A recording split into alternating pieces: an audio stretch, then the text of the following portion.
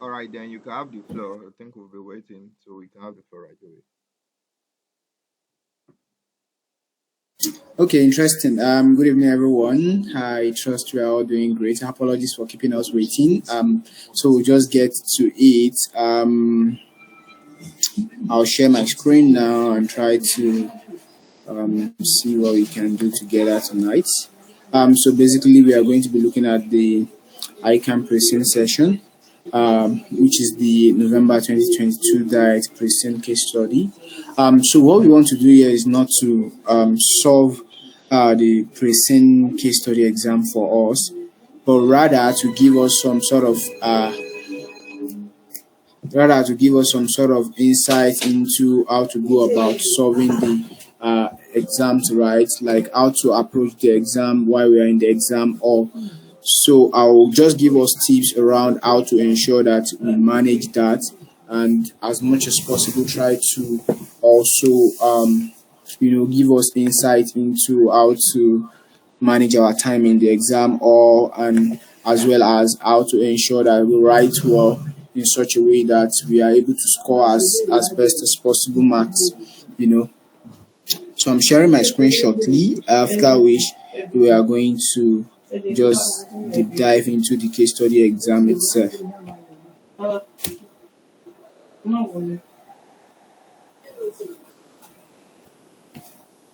Just so that we are going to be in the know. This particular session is actually meant to be interactive, where I engage us, I ask questions.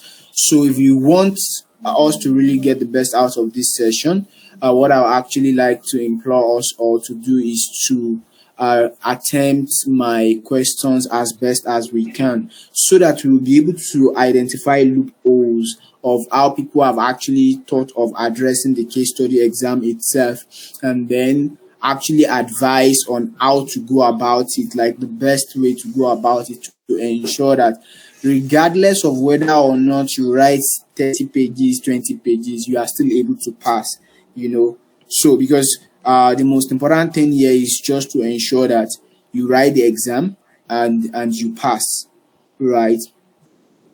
So we'll get to it shortly.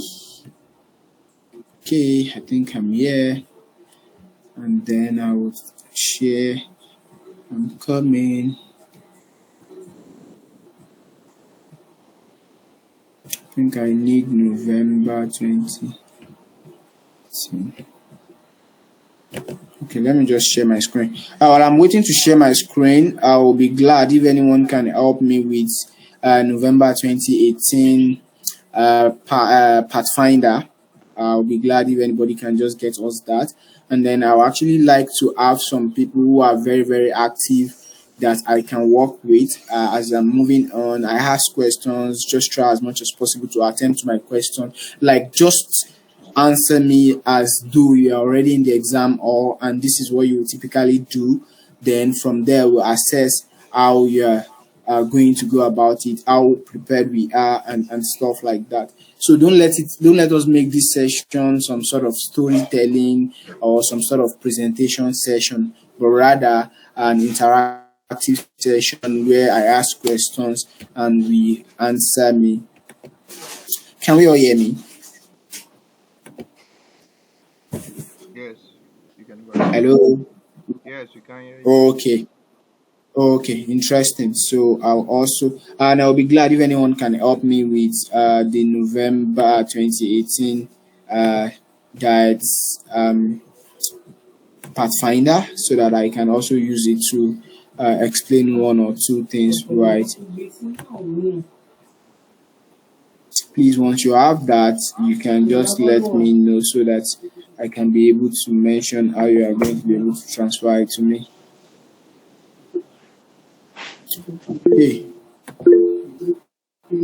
Okay. Oyebola Lawal, do you mean you have it? Yes, I have it.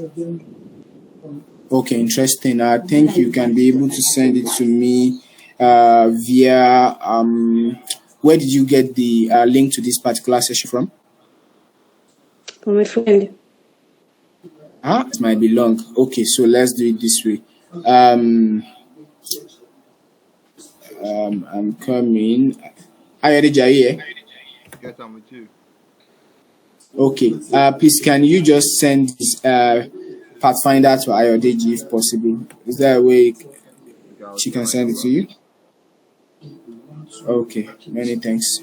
So you can just help share the Pathfinder to Ayodeji. Ayodeji will get it to me. Right. So I'm sharing my screen again, and then we'll get to it. Please, we are going to be very time conscious. Looking forward to spending 2 hours here max, and then I want a situation where I ask questions, and as soon as fast we attempt it, and then I give us, what we actually need to know. I correct us where necessary. I lay emphasis where necessary. So can we see my screen? Yes. Okay, interesting. So who wants to go first? Assuming you are in the exam hall, right? This is the exam hall. You have the full case study exam, and then you have your paper with you. You have everything with you.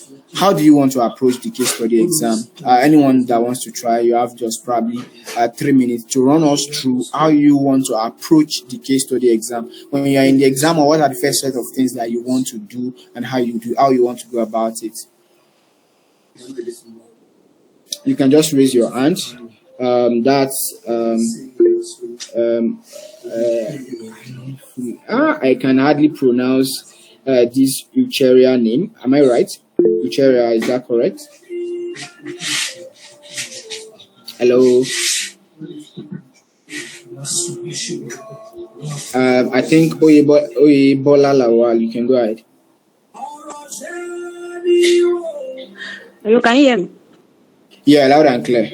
What I'm thinking is, first, we have to check the two requirements that is there. First requirement is the analysis of the financial statement. Then the second requirement, which I'm thinking, is the operational and strategic business proposal of the company, of Qudus Microfinance Bank. So what else are you going to do? So you just check the requirement, then what do you Once do? I've seen the requirements, you go ahead first with the report of what you want to write. The front page. Which is prepared by Exalink Consulting Associates. Okay. The assessment Just on go the ahead. You still have 3 minutes. Just run us through what you will typically do. Then the executive summary. You go through, when you are going through the executive summary, check what happened in their interest income, their interest expenses, followed by I think we'll conclude and recommend for them, both on the requirement 1 and requirement 2, and any ethical issues that is there. We'll go to the report on his own. Okay, interesting. Thank you very much for that. Okay, let's have someone else. Ucheria, is that correct? Are you actually raising your hand? Who else wants to say something? Please, let's make this as interactive as possible so that I can be able to actually guide us through some of the things we probably must have misconstrued and all of those things. Okay, let's say something too. Please go ahead. All right. Okay.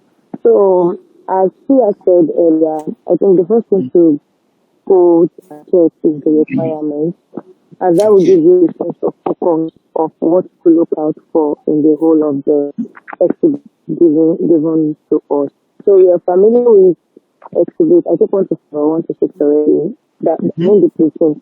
So, I think the little after knowing your requirements to do to go to the remaining of the exhibit could just be a kind of thank you at the first attempt so that you can, as much as we can, pick the points that we think is vital information, because part of the thing to mark is how well you use the information given to you.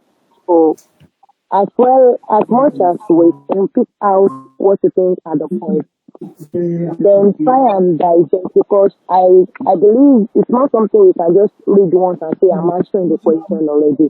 You have to go through it at least one more time to be able to know that you get the whole point of of the question. So I think after scanning through the first time, you go back to your requirements again and see, okay, what have I been able to get at the first scanning? Then you can go over it again before you start your answers. Oh, As fast interesting. as I possible, though. actually, yeah, that's actually very interesting. Thanks a whole lot for that contribution, Precious. One last person to contribute. You are in the exam hall, and then you have the answer booklet, you have the question paper with you, you have all the case study. What do you first do? Like your first one. What are you doing? Just take us through in 3 minutes. One last person to say something. Your first one. What are you doing? Someone is raising hand. Ojetola, please go ahead.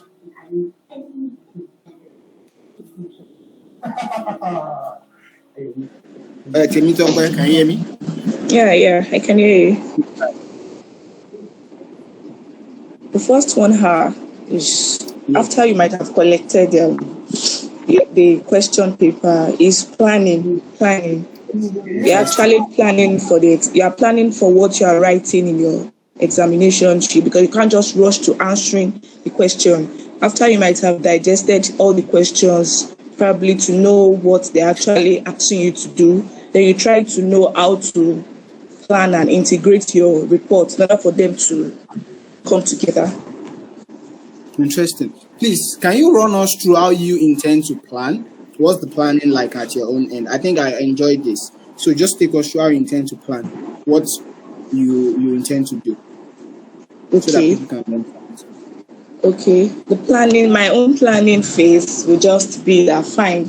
After I might have collected my question, I've read my Preseen before, and so I will move straightly to the unseen to know quickly, so that I won't waste time again on the Preseen, because it's still the same, it doesn't change. So I'll read my unseen, trying to get the requirement of what they have asked us to do, and after which, of course, there will be financial statement analysis in the question, like we all agree. So the first thing for me to do when I'm planning is for me to check through the ethical issues, check through the skepticism that is there in the question, and try to know the exact ratios, because I will not be there because I don't have the whole time to compute for all of it. So I will I can do that at probably on a small sheet of paper or something for me to be able to. So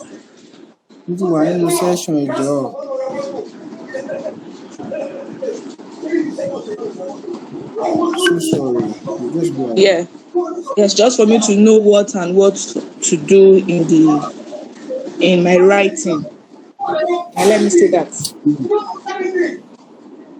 Okay, I think that's usually it, and that's what we are going to be doing tonight, right? I think we should all give Temitope a kudos, because she's rightly spot on, and I think she's ready for the exam.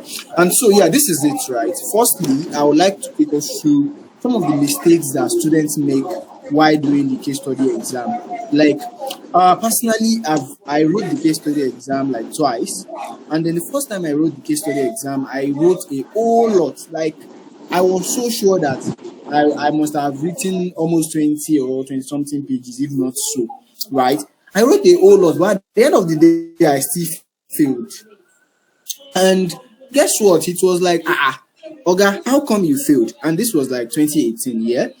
And then the next thing I got to discover when I come back to look at the case study and try to read through what is actually required of me and what I have done, I found out that a number of students who have actually failed are not necessarily because they are dumb or something, but a number of them actually are not well informed on how to address the case study exam, right? And how do I mean they are not well informed? A number of students already have templates from different institutions or from different tutorial centers and stuff like that. And then the next thing they get to the exam hall, they just start writing, right?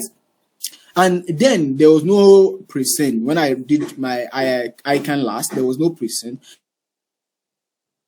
And then the next thing is you get to see some students already writing, preparing the report one way or the other, and before you know it, they just start calculating trend analysis and ratio analysis. And then they spend hours calculating ratios and trends. like drawing different tables, and before you know it, time has gone, and before you know it, a number of students are only running commentaries on ratios. And that was exactly what happened to me the first time I wrote the case study exam. I spent so much time running commentaries on the ratio because I know how to run commentaries on ratio.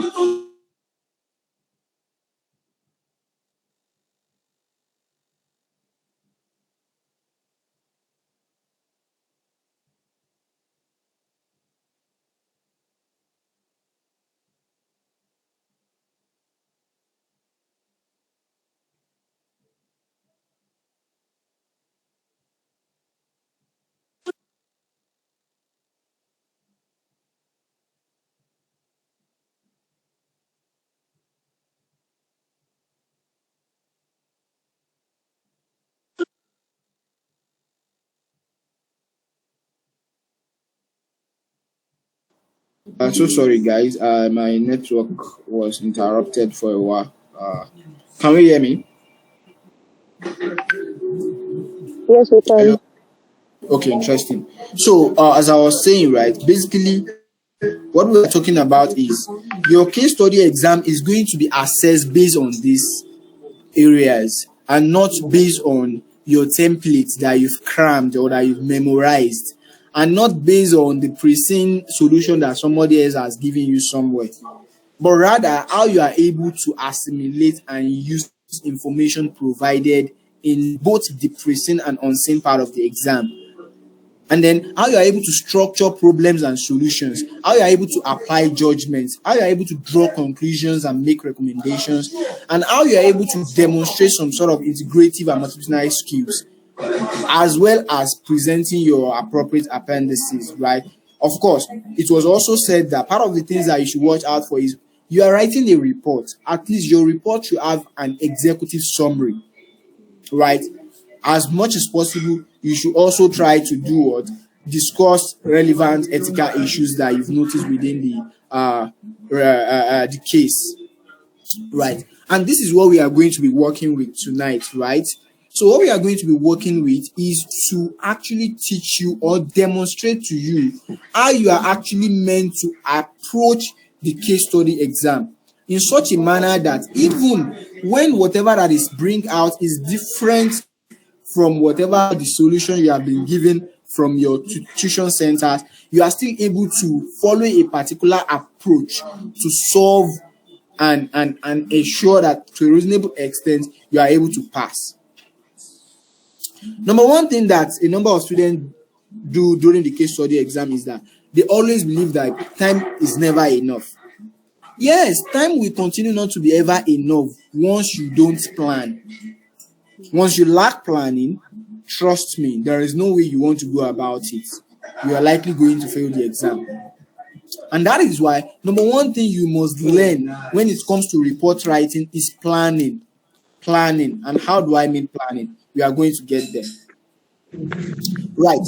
So part of the things that they also mention here is assimilating and using of information. See, there is a big difference between you divining ratios, right? Probably you want to talk about gross margin ratio, and you start divining gross margin ratio is the ratio between that shows whether a company is making profit or not and stuff like that. And then the next thing, you are talking about the ratio analysis, and you are saying that the gross margin of the company in 2020 is at 2%, which is 15% greater than what they made in 2019 at 10% and stuff like that, and you put full stop and that's it. No, that won't earn you any mark.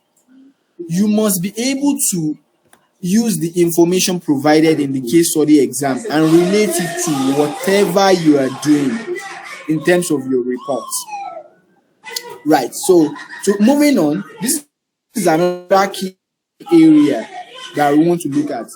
It said that show sufficient evidence of knowledge of the case scenario. Be able to carry, but before then, it was said candidates should note that marks are not awarded for just simply restating facts from the case study scenario, but marks are awarded for demonstrating professional skills and technical depth. And what do they mean here? It means that if you go to the case study And for example, you see that it was said that let's say, for example, this particular place is saying that in Nigeria, a large percentage of the population is still excluded from financial services in 2010, blah, blah, blah. And you just pick this particular part of this case study, for example. You copy, and then you come here, and then you paste the guy here. You see, what you just did here is just to have restated facts from the case study scenario, right? It is different from when somebody comes and say that, given the, let's see again, this place is talking about the population, percentage of population that is still excluded from the financial services, and it's under the overview of microfinance sector of the banking industry. Given the current percentage of, let me just do copy and paste to show us what I'm trying to say. Then we come here, given the current percentage of the population of people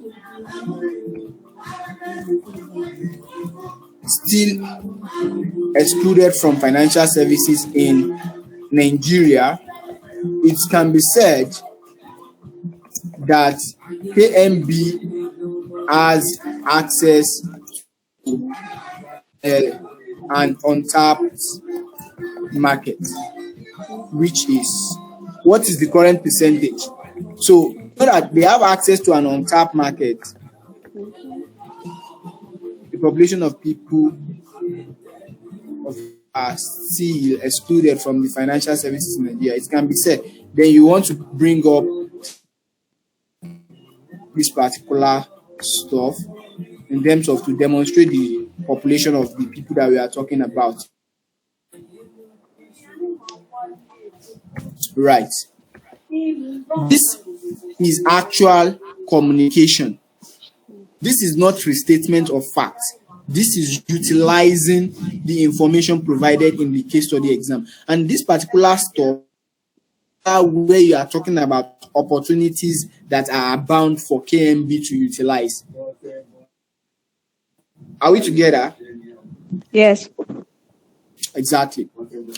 So, moving on, let me just go back so that we can have the whole thing structured. The key to passing this exam is more of planning than writing. Planning than, and how do you now plan?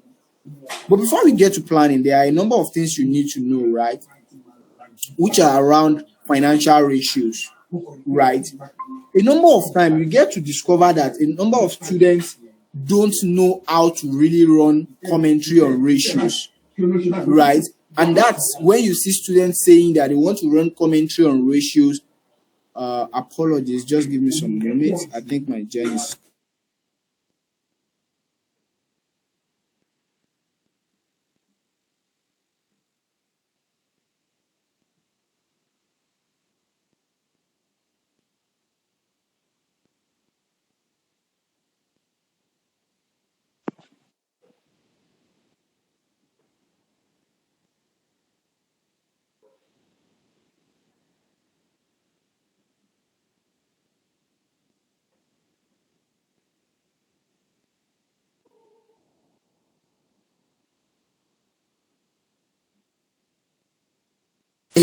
So, can we hear me? Yes. Okay, interesting. So, going forward, I was saying that a number of times, some of the things that we have discovered over time is that a number of students do not actually know how to run commentary on ratios. And that's one of the reasons why a number of students still fail and struggle to even complete the case study exam, because you just see them merry-go-rounding around and not necessarily hitting the nail on the point, and they are not also able to, utilize the information provided within the case study scenario. And that's why, see, there is a big difference between you running commentary on, say, one of the ratios that we probably will be calculating is, say, net. Let's come here. Say this is the interest income. We have net interest income. You can calculate net interest income margin. You see, we have just done two things here. When I'm talking about the ratios, we have just done two things here. I come here, I look at the financials, and I said that we need to calculate net income, interest income margin. At the same time, I was going to say that we need to calculate net profit margin, right? And why is that net profit margin? It is simply because of the fact that I've noticed some sort of anomalies within the financial state, or let's say not necessarily anomalies, but rather say some sort of key issues. You see here, the interest income is positive. However, by the time we get to the profit for the year, it becomes negative. So it is actually necessary that you apply professional judgment to select what ratios you are to calculate. And from there, you've looked at the financials, and then you've seen that, okay, really, there is the net interest income is in positive, and then this is different from the typical financial statement that we used to see, where we have say revenue, sales, the gross profit, and all of those things, right? But you can also be able to deduce from your knowledge of CR, FR, and stuff to be able to know that, okay, this thing also means this thing if you look at it in another dimension. And what do I mean this thing means this thing? For example, interest income is the key revenue for these guys. And the interest expense is the cost of sales. From there, net interest income can be your what? Gross profit. And from there, you can be able to calculate profit margin. At this time, you probably don't want to call it gross profit margin, but net interest income margin, just to change the terminologies and align with what they have. Right. I've said something earlier on that a number of students actually fail because they don't plan. And what do I mean they don't plan? You see students, I don't know if they will still give you 2021 financials, but yes, they probably might still give. And I think this particular diet is fine because we have just two financials or at max 3 financial years back. A number of times, one of the reasons why students have failed in the past is because they waste time on things that are not really necessary because they are not informed. And how do I mean? So you have sometimes they give you up to 5 years financial statement. I said something. Look at what they said here.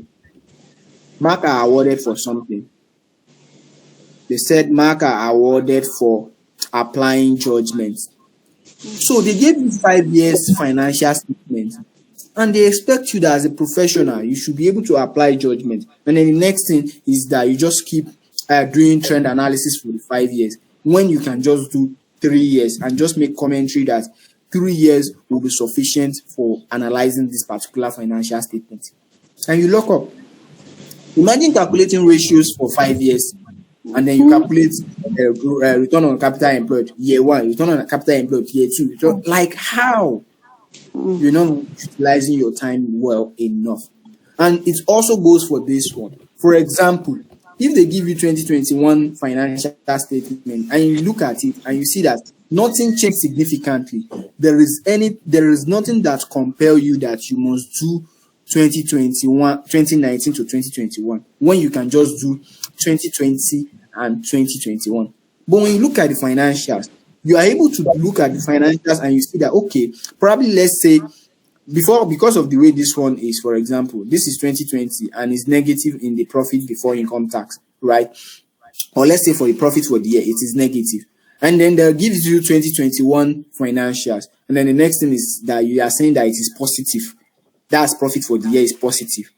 And then just 2020 is negative. You should be able to deduce that you are to actually use the 3 years comparison, 2019, 2020, and 2023. That is what will enable you to run proper commentary so that you'll be able to tell what has actually happened. Why was 2020 in negative? Right. Again, a number of students waste time because they don't plan. And a number of students waste time because they do not apply professional judgment. So they've given them something at tuition centers, and then the next thing is they just want to go and pour it down. It doesn't work that way. You have to apply your own professional judgment to things. When you're in the case study is not a one size fits all. but rather how you are able to communicate your points and how you are able to justify the point that you've been communicating. Right. So coming back to running commentary on ratios, which is like one of the key things that everybody on this call must know how to do. If you don't know how to do it by now, well, I'll ask question and then so that we can make a sense of it. I think some people have actually calculated some of these ratios. Who has the ratio for net profit margin for 2020? Anyone? Ayodeji, do you have something to say? No, I don't. Ayodeji. I don't. Okay, your hand was raised. That's why I was asking. Oyebola, please go ahead. What I got was minus 54.95%. Don't worry, whatever you got, we are going minus 54%. 0.95%. Don't worry about that one. Then this is for 2020, right? Yeah. What of 2019? 8.28%. Please come again. 8.28%. Oh, okay, 8.28%. 8.28%. Okay, this is interesting. I'm coming.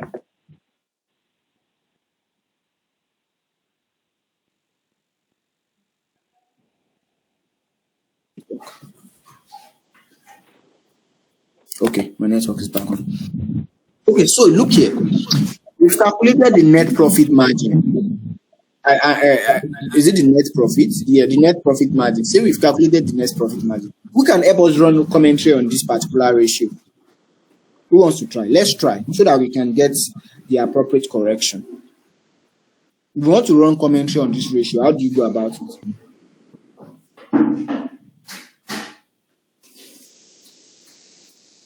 Let's try. Let's give it a try. Okay. Just go ahead. Can you hear me? Loud and clear. Yeah, what I think is the profit margin got down, and this resulted in the bad performance of the Okay. bank. Profit margin dropped Yeah. to From minus 8%. 54%. Okay. Yes. From And this 8.28%. the fall was drastically, it was too much. It resulted in a very poor performance. So let's say KMB experience a significant reduction in its profit margin for even though their revenue increased, but their interest income increased, but it's still they could not able to meet up with. I think it's as a result of their operating expenses, their net expenses. Exactly. So yeah, I think you are just right on spot, right? And that is the way you're actually meant to run your commentary. But to perfect it, let me just help you perfect your commentary. If you want to run your commentary based on what we have here, we say, okay, for example, this is KMB. We say KMB reported a net profit margin of minus 54% in 2020. This indicates a significant, let's say, what's the trend between the two? Between the 8.28 and the minus 54%. Let's say is 250% drop. This indicates a 250% drop in the company's net profits margin when compared to the 8.28% of its margin reported in 2019. See, as you have just did here, what you just did here, right, is just result only. If you stop here, you are not earning any mark. In fact, if they give you any mark, probably half if you stopped here, because this is not all. This is just results. And when you are calculating, when you are running commentary on ratio, I usually give one strategy. Tell us the results. What was the result of the numbers that you calculated? Right. Then the next thing, after telling us the result, then tell us the impact of the result on the business. What is the impact? Then tell us what caused the result, even in the first place. What caused the result? Why are we having the result? Then tell us the impact. Then tell us, probably advise us on a recommendation of what we can do to get better. And you see all of these things that I just said. I said something for ratio analysis. We are looking at results, what causes, impact, and then the next thing, conclusion and recommendation. Okay. So if you let this guide you as by running your commentary, trust me, you'll be able to earn full marks by each ratio you talk on. And how do I mean? Imagine that KMB reported a net profit margin of minus 54% in 2020. This indicates a 250% drop in the company's net profit margin when compared to 8.28% profit margin reported in. This is just mere result. You can't stop here. The next thing is to tell us what caused the result. Okay. What you are writing. I think my network is breaking a little bit. Let me just quick. I'm assessing my network, so I'm able. I think it's better now. Okay, so now when just and this is what I'm trying to exhibit to us here tonight is to let us understand how the whole case study interprets. Like from you running ratio comment, and everybody say we know that the financial analysis will come out financial, and then at the end of the day, you are not doing it the right way because you have never learned how to do it the right way. Running ratio commentaries involve you linking your ratio that you've calculated with the case study itself. You must be able to link them up. And I give you an example, just like we are doing. And why am I saying you must be able to link them up? We have to come back to this place. Assimilating and use of what? Information. It will take 20%. Applying judgment will take 20%. And you have applied judgment because you have selected the ratios that you want to calculate. And then demonstrating integrative and multidisciplinary studies. Now let's start it. Say that you've calculated your ratio, and then this is the result. What causes this result to be like this? Then you have to come to the line items that makes up the definition of your ratio. For net profit ratio, what makes up net profit ratio? Net profit margin rather. Your gross profit net profit divided by. Is that it? Okay. Net profit over revenue, right? Yeah. Yes, sir. So that is interesting from in the case of this question. That is what? Interest income, I mean. No, okay, that's for net interest income margin. I'm talking of this profit margin now. I want to believe that's the one that she has calculated. Yes.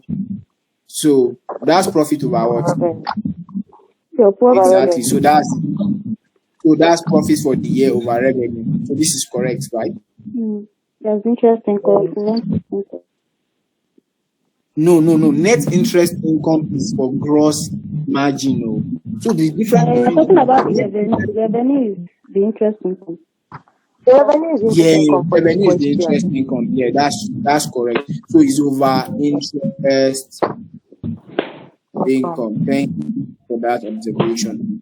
So now, what you need to do about talking about what caused this result is to now trace the line item that makes up the definition of your ratio. Trace the line item back to where they belong to and look at the trend. And these are some of the things that inform you of what you want to calculate as per trend analysis. So you see some people, they say they are doing trend analysis, and then they do trend analysis for all of these line items. 1, 2, 3, 4, 5, 6, 7, 8, 9, 10, 11, 12, 13, 14. Like how? You are literally wasting time.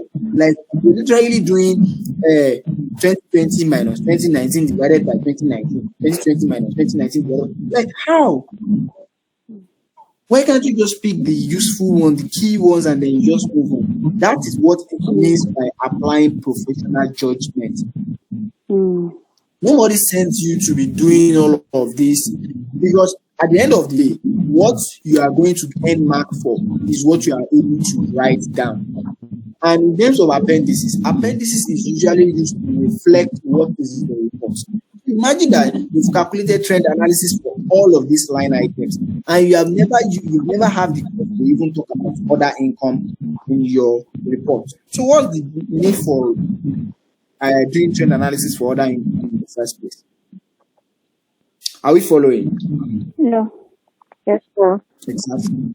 So, and that's the whole idea, right? So, as much as possible, do not waste time to say that you are doing one trend analysis for all of these, the key ones, and move on. Say the interest income itself, say the interest expense itself, probably to tell whether it is increasing or not.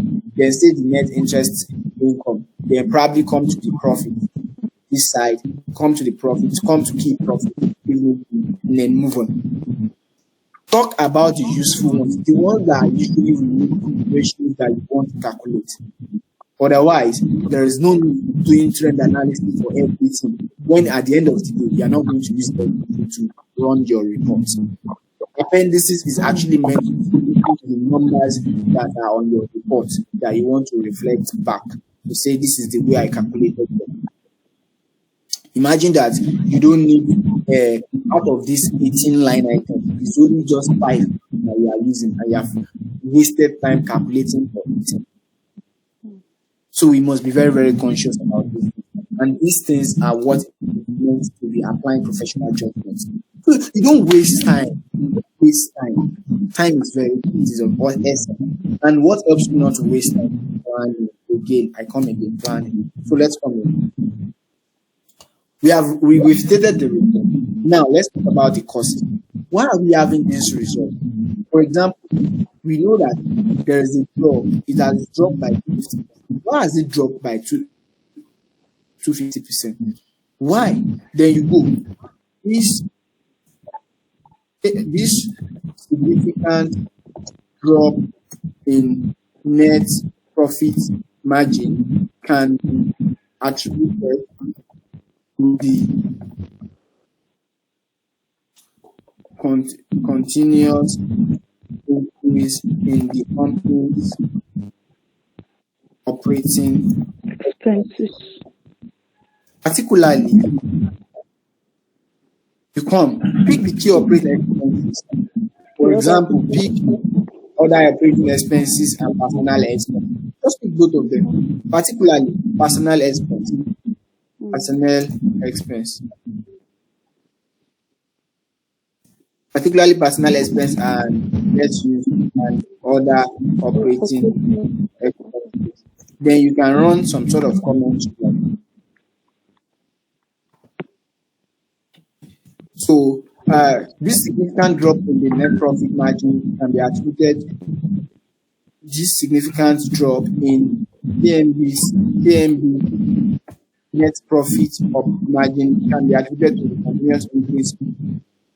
Don't let us use continuous. We have to write significant increase in the companies. You don't necessarily need to use the companies again. Another thing is your writing skill. Very, very key. It is very, very key. And I even advise that if you have time, even if it's a 1 hour course, you can go and take on the journey just to perfect your writing skills. Go and take it and lock up. Again, if it is 1 hour that you can spend on your writing skill, to just improve on your writing skill, it is very, very important, because this study is more of how you are able to communicate your thought process rather than how you are able to just divulge what's it called report templates that you have been living from your courier center, right? You need to be, so you come in and then it's operating expense, particularly personnel expense and other operating expense. Even though it is observed that the company's revenue significantly grew during the period. Say, so you know you have done the trend of that revenue. What is that significantly grew? You know, from year to year. It's not significant. Is this significant? How many percent is the revenue on trend? What's the percentage for this revenue? It's 29.5%. Okay, 29.5%. I just say that approximately. It's not bad. It's not bad. Even though it is observed that the company's revenues significantly grew during the period under review, slightly. No, don't let me use that word. Even though the company's revenue grew by 30% during the period under review, the company, Therefore, no, not therefore, the company's personnel and other operating expenses simultaneously grew by XXS and XXS percentage respectively, representing a huge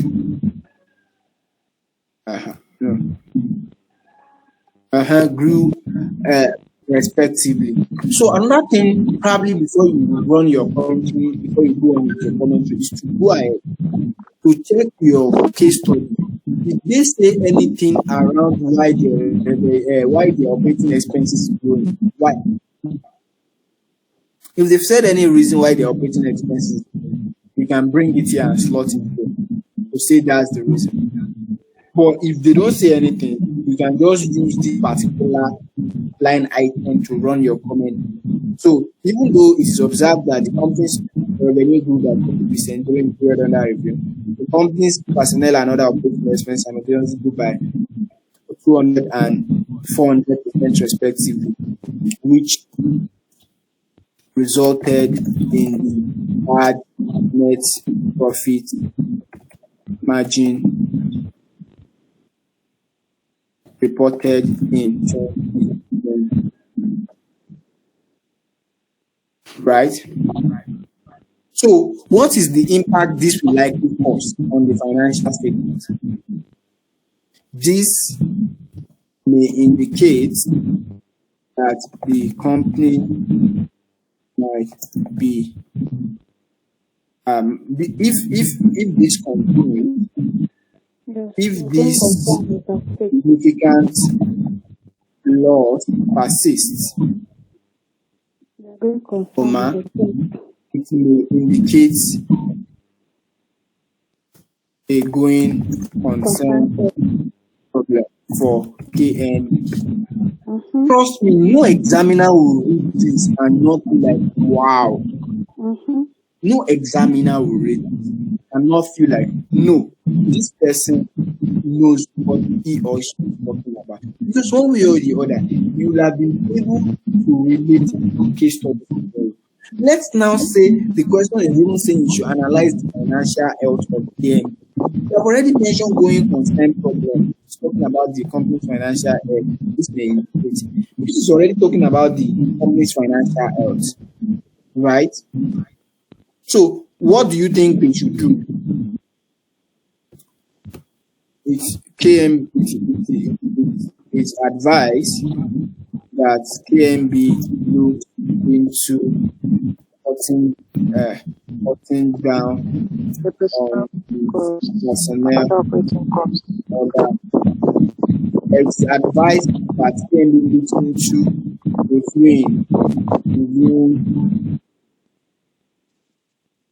reviewing it because it involves personnel. You just don't want to say that you cut it down. Tell them to review. Let them go and they're not concerned whether to cut it or not. Cut it is being judgmental.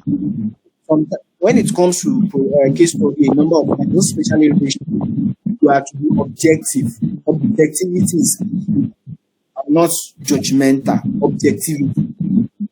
And that's why what we expressed there was objectivity. Even though it is observed that companies' revenue is like this, still the company has done this and this, it has affected this and this and this way.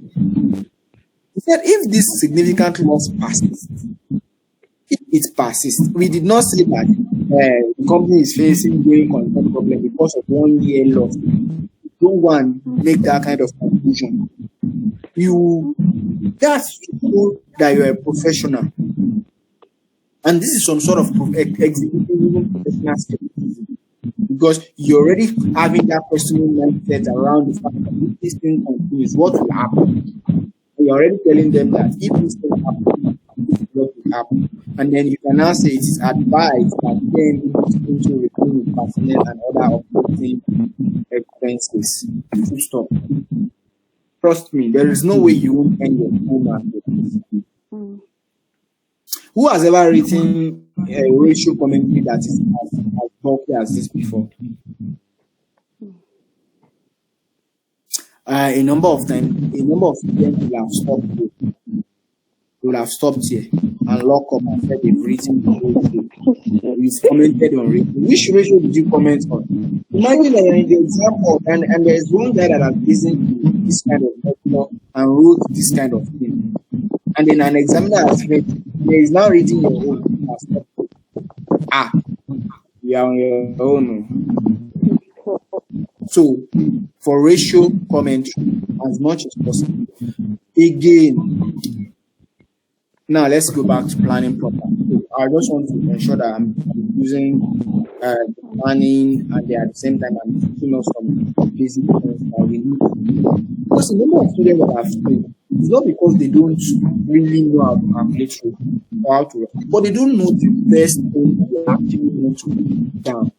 And that's why they put a number of things down which are not really relevant to what they are looking to do. For ratio commentary, the agreement is that you look at the result. What is the result of the ratio that you calculated? What caused the result? What is the impact on the company's financial health?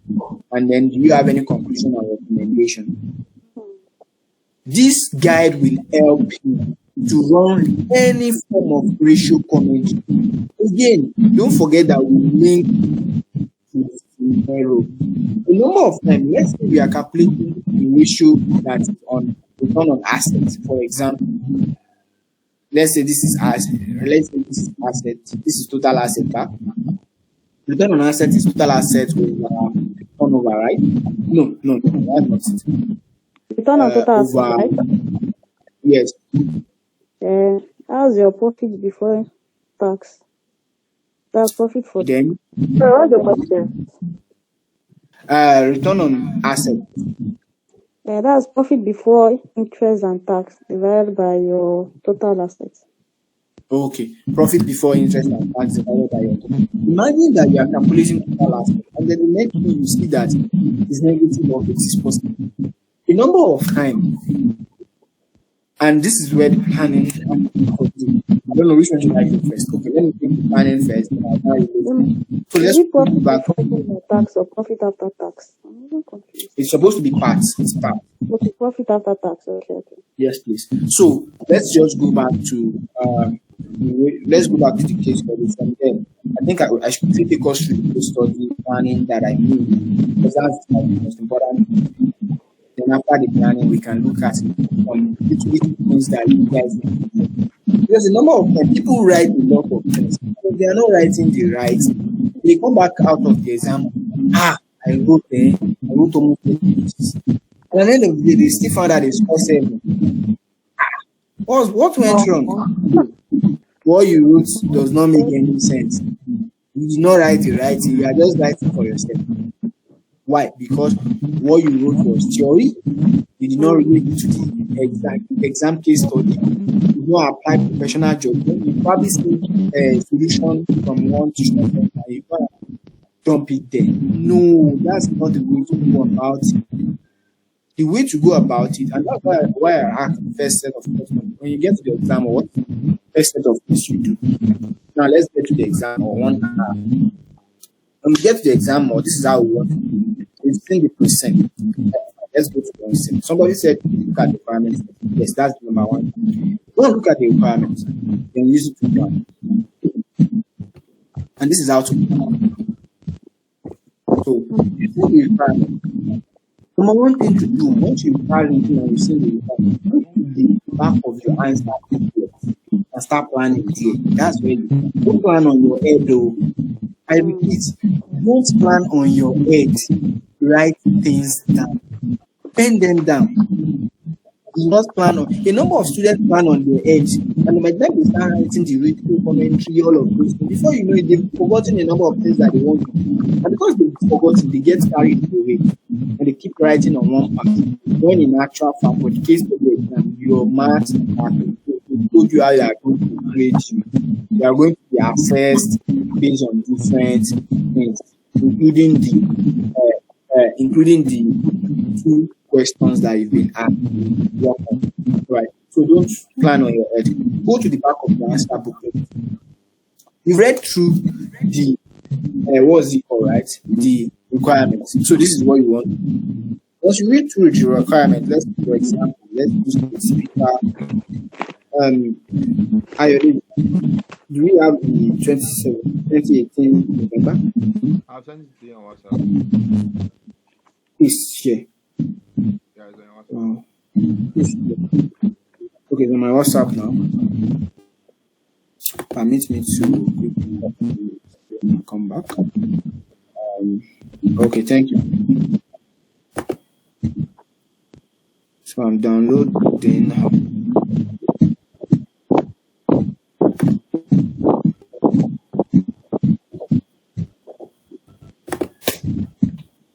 Okay, so I'll use it as an example for us. And I understand that this is actually this is also some sort of income. This is also something you can pick up from here. So these are the let me share my screen back. Hope you are enjoying the session. Yeah, thank you. Okay, interesting. Thanks for the feedback. So this is one of the things that I was saying, that they will give you, imagine they gave you 4 different years and they told you to calculate financial or wrong comments, and you now start doing trend analysis 2023, 2024, 2013, 2014, 2015, 2016, and you are not tired and you don't know that you are wasting time. Bro, you need pay. And you're not doing for everything from interest income to profit for the year. That's a whole lot. You don't do that. That's the mistake a number of students make.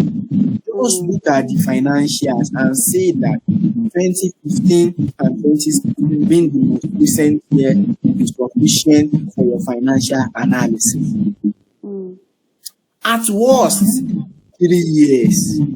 And also looking at the financials, okay, maybe there are some things that are something here.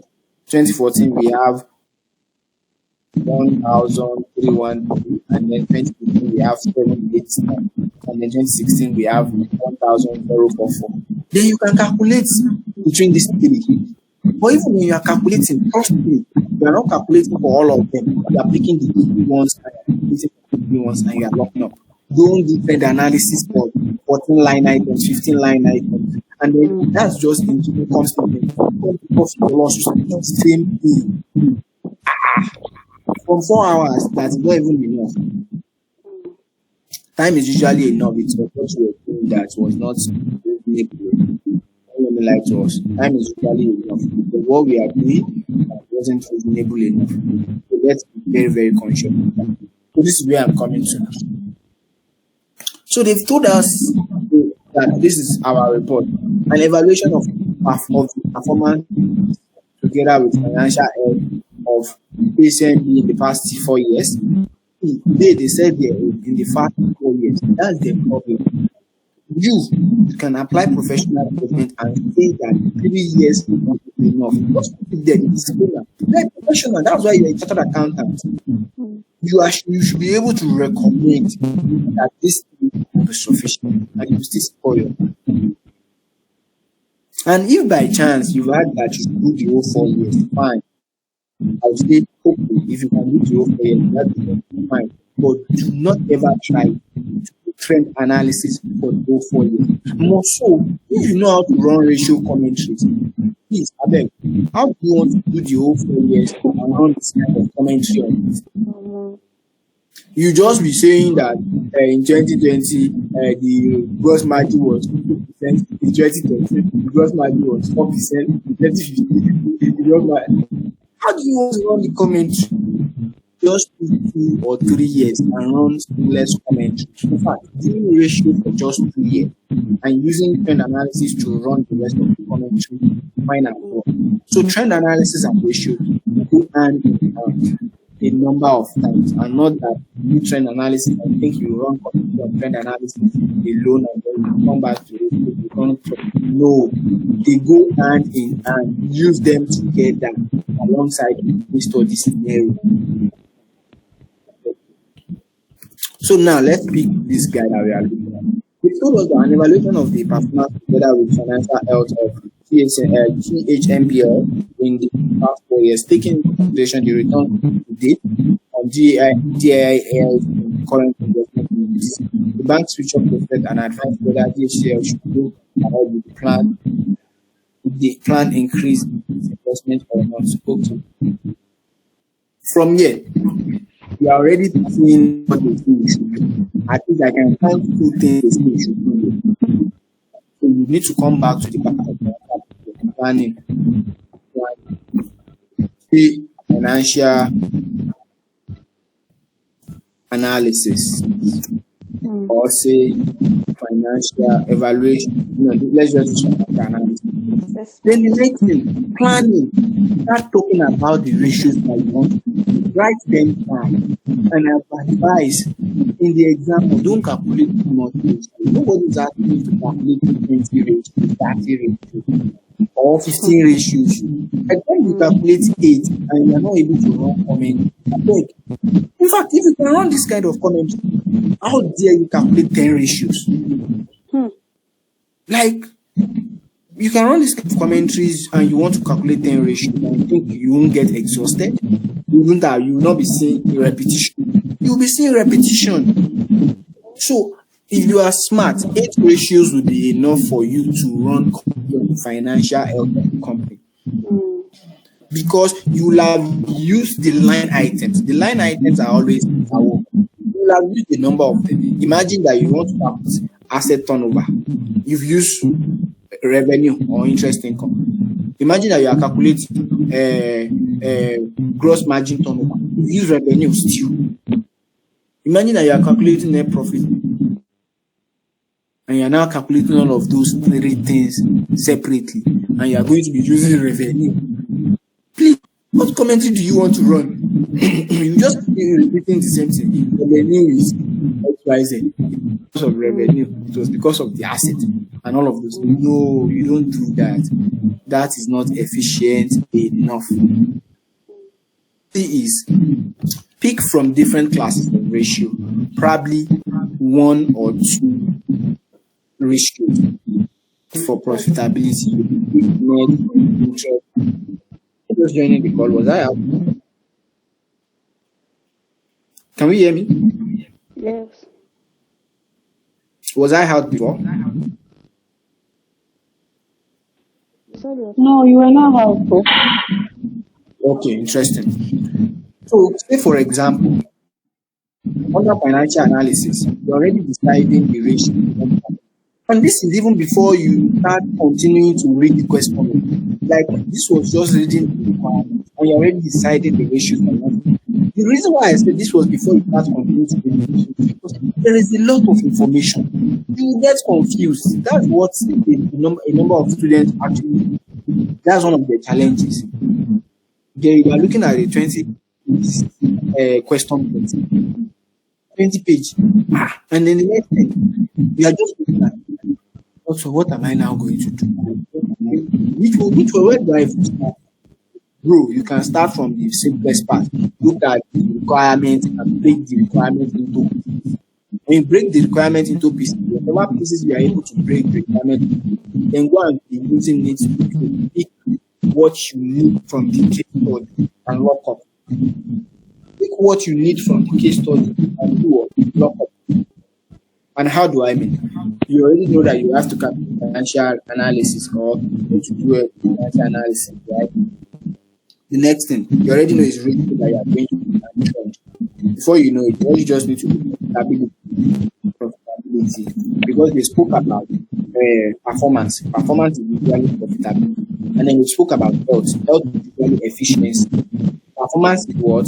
Profitability. Health is what? Efficiency. And also, health can be profitability as well. Then they also said something about just down its current investment. We cannot actually see this probably as part of the efficiency. It's not really this particular case. I won't talk much about it. But so profitability, what we choose to want to calculate profitability. Usually I will recommend two. For this kind of exam that we are looking at, right? I'm looking at net interest income margin. Why am I looking at net interest income margin? It was simply because it was profitable. Sorry. It was simply because it was profitable, while the net profit margin was negative. That's the reason. So I will do the two. Sorry, You said? yeah, simply because it was what? It was positive. It was positive. This was 149. But the net profit for the year was negative. And that's the reason why I will ensure that I calculate the two. At least I will calculate it all so that I will run comment and I will be objective. What about Well, I said that they are doing well. What about what? the returns on total assets? The returns on total assets, fine. Net profit margin. Then let's say return on total assets, fine. If you look at the total asset and you see that it is making sense, and you want to calculate the return on it, fine. Okay, total assets change this, and so it's fine. Make a return on it.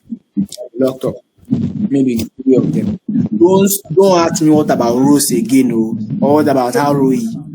Then you start wasting time. Pick the significant one. Decide the ones you want to do and lock up. Because if you say you want to do everything, you waste time. You will not be able to comment on the rest of the things that you are going to comment on. Can you hear me? Yeah. Yes, sir. Okay, interesting. Then let's go liquidity. Liquidity. Can we calculate liquidity? Probably, do we have current ratios that we can calculate, or do we even need current ratio? I think this is a bank statement. Do we have all those things there? Exactly. So when you don't have, you lock up. Forget about liquidity. Look at efficiency. I can hardly hear you. Cash and cash balance to total liabilities. Cash and cash balance. Total liabilities. Okay, cash and cash equivalent So total liabilities. total liabilities. Yes, can we use it? Of course, you can use anything. You are a professional. Look at the accountant. Once you can make a sense of it. Once you can make a sense out of it, look at the account and use anything. Personally, if I'm in the exam or I think I'm looking why, I look at financial statement and say, okay, bro, what's happening with the share capital? I think it's increasing. Do I need to use to run commentary? What's happening to this total equity? Okay, total equity to what or even the total liabilities and equity. To know how they are financed. You can see that their own involvement in the company in terms of finance is very small. So you can use them to run commentary. But then if you've decided the ones you want to, don't take too much and say what of ROE, what of ROE, what of assets turnover, what of this one, what of that one, and before you know, they are listing in ratios, and nobody sent you that one. Nobody sent you, honestly. Just pick the most important ratio that can work for us.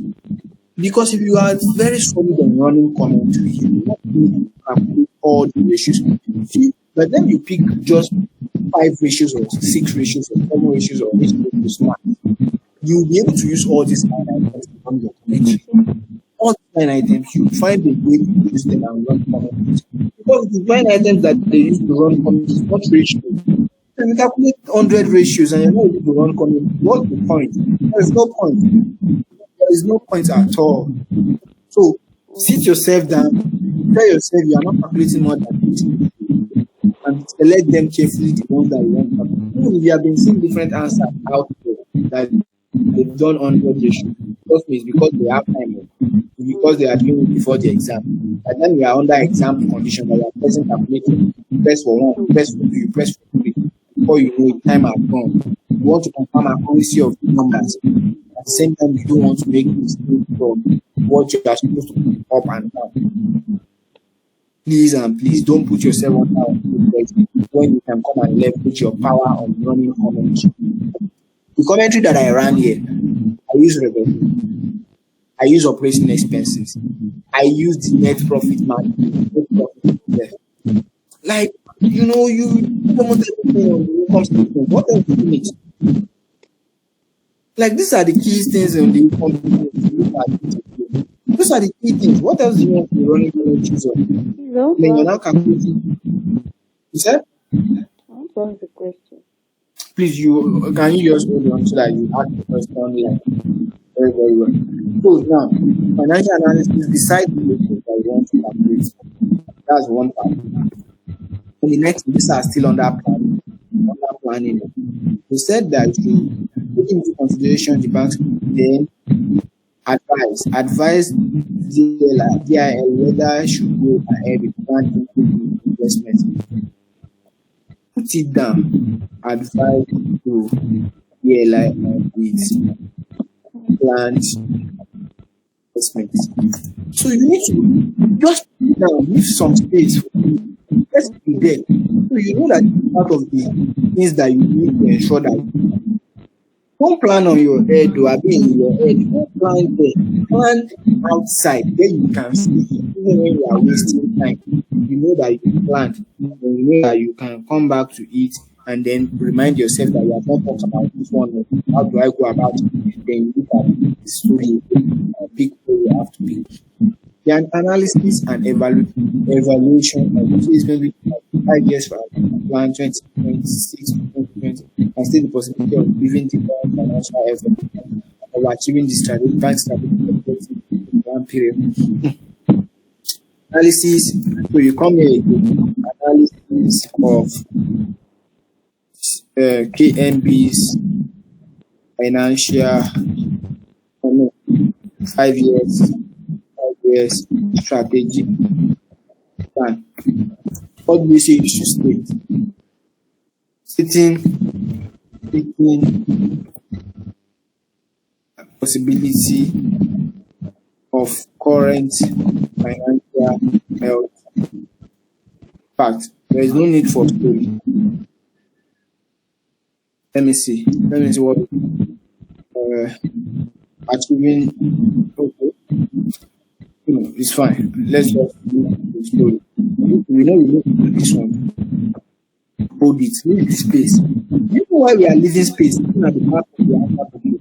So that by the time what we are just doing now is meeting requirements. By the time you are going back to now reading on in full, listen to on everything in full. You now begin the point. Like, by the time you want to read, you are going to the answer. You won't put in the back of the answer. Be reading and be picking them and be spotting the points where they belong, even within the ratio. When you need something that you can use to run commentary on ratio, here, page 5. Let's say, for example, let's say we are doing SWOT. We talk about opportunities somewhere. Opportunity, say on tap market, say page 4. Put it there. So that by the time you want to start working, you know where to go. Don't start looking around like something you've lost something. You get, so you know where to go. Then I said that your report should include advice to the board of DIL on what steps to take to strengthen the strategic decision. Advice on steps take strengthen, because this is back. Advice to DIL report back. So you need to still be able to do all of this kind of thing at the back of the answer process. And that's all. See, this particular question, you have already solved this kind of problem. You now know what you need to do next. It's your report. Go to your report. Now, whether almost everybody on this call has templates. Almost everyone on this call has templates. So this is what the typical template is like. You have your table of contents, then you have your contents, then you have your executive summary, you have your introduction and terms of reference, you have your methodology and procedure, findings and observation, conclusions and recommendations. You see all this one? Yes, these are templates. Nothing and cram them. But the most important thing is this guy, findings and observations. There is no how you want to write your application with just 20%.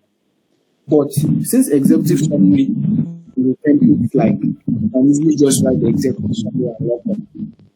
Once you are done planning at the back, remember this is like you 15 minutes to analyze what you need to do from the requirement and space what you're supposed to do about it. Like this thing shouldn't take you more than 15 minutes or 20 minutes. You have to analyze what you are meant to do in space. Make a decision on what you want to do. Just to paste them and leave them like that. Then the next thing is now to put the front of your answer booklet and start creating space for your report. I call them workspace. Start creating your workspace. And how do you create your workspace? Just like this. I'm coming just like this. So you have your end page. After the table of contents, then you have executive summary, right? Executive summary like we are putting it here. Write executive summary like this, and to write executive summary like this. We all know all these kind of templates for executive summary. I'll probably share with biology. Executive summary should not take you more than 1 page to write your executive summary. Leave 1 page, but put heading executive summary. Leave the page, open to the next page. Go to introductions and terms of reference. Not take more than half a page.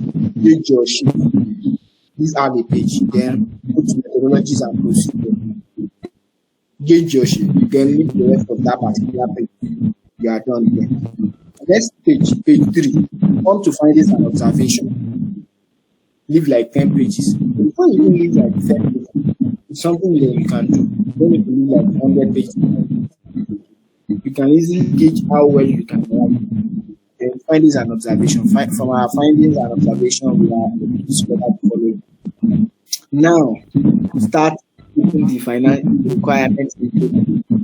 So let's say this guy is let's open the new sheet for our findings and observation. This is the new sheet entirely for our findings and observation. When you come here, what are the things that are meant to be in your findings and observation? Are your requirements, solutions to your requirements, are what are meant to be your findings and observation. Right. We are going to get the question and answer. We are almost done here. Right. So finding an observation, solution to your work, to your requirements. Then come here. Okay, requirement one is financial analysis. Financial or KMB's financial analysis. Then what are the financial analysis that you giving the from the information given, it is observed that using the most recent financials, that's 2019 and 2020, you can put it in bracket, i.e., that is 2019 and 2020 will be sufficient to analyze KMB's financial health. Then you go, profitability. Leave space. You don't necessarily need to leave space if you don't know how to run commentary on profitability. You say these metrics,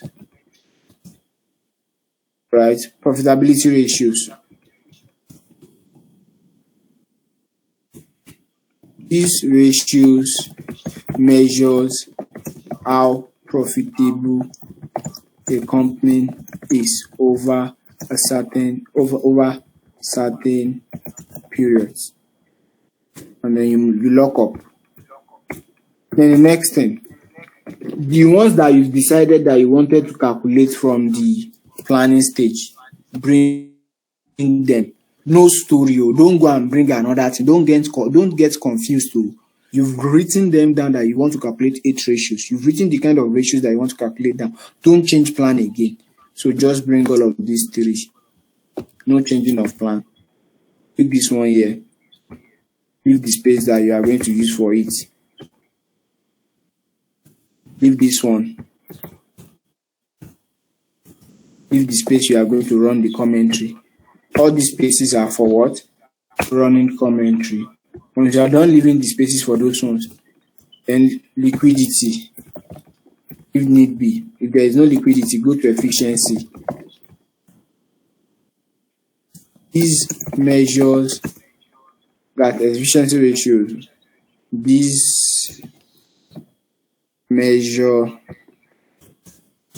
how well a company is using both its financial and non-financial resources to generate considerable level of income.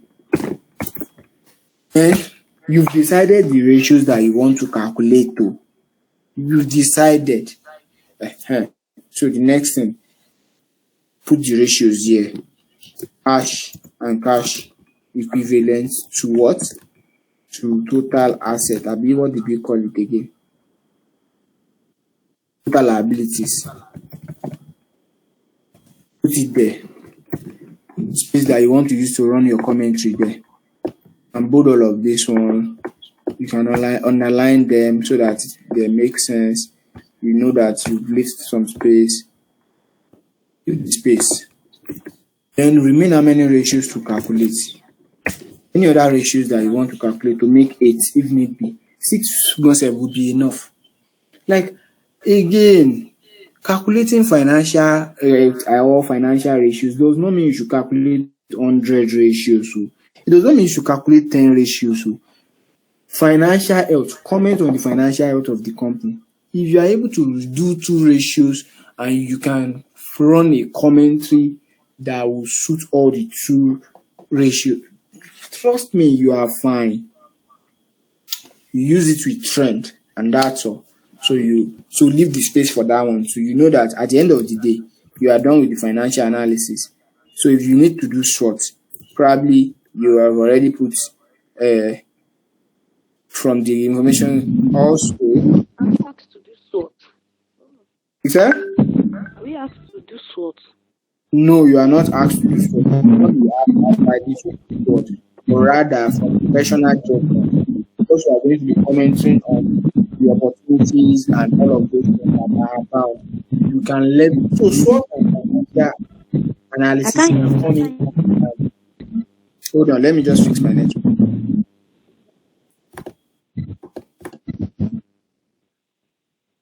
We have we want to use 2 hours. Can you hear me now?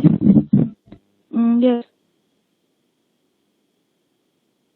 I would say that SWOT and financial analysis work hand in hand. But a number of times, things that are opportunity will reflect in how well the company is doing financially.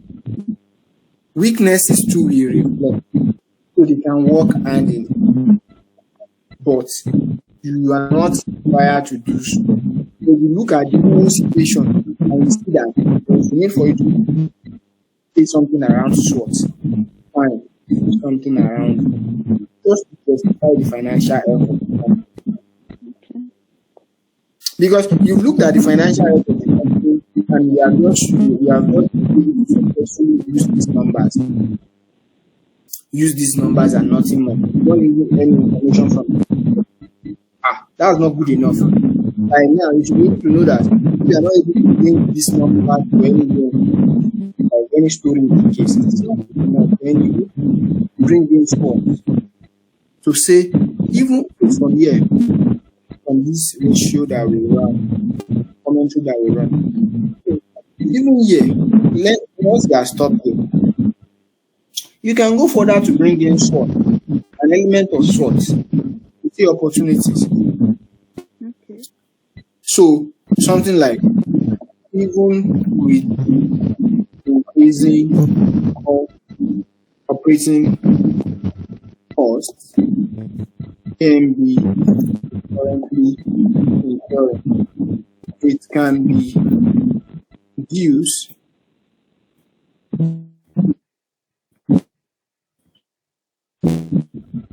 from its Nigerian market that AM will recover if market if leverage new CBN policy enter and thus improve financial health, and thus increase its revenue over time, increase the revenue, or let's say thus boosts its revenue and improve its financial health over time. The brand commentary using what? Sport, an element of sport, because there are opportunities in the industry. You brought it in and you are fine. This is what a sound podcast looks like. You leverage the necessary things you do, including both financials and non-financial. A number of times, we are going to put the wrong commentary using the case study itself by leveraging the non-financial. Because the story, you need to use the story as a wrong commentary. Where you see opportunities, bring it and use it to run your commentary. I don't know if you are getting my gist. Yes, I got it. Interesting. So let's just. So yeah, after leaving the page, we continue with our building of pages. What is the next thing? We need to do SWOT separate. We need to do SWOT separate. We are not asked. But what else are we asked? Advice on DLI. Advise DLI on planning. Advice on DIL planned.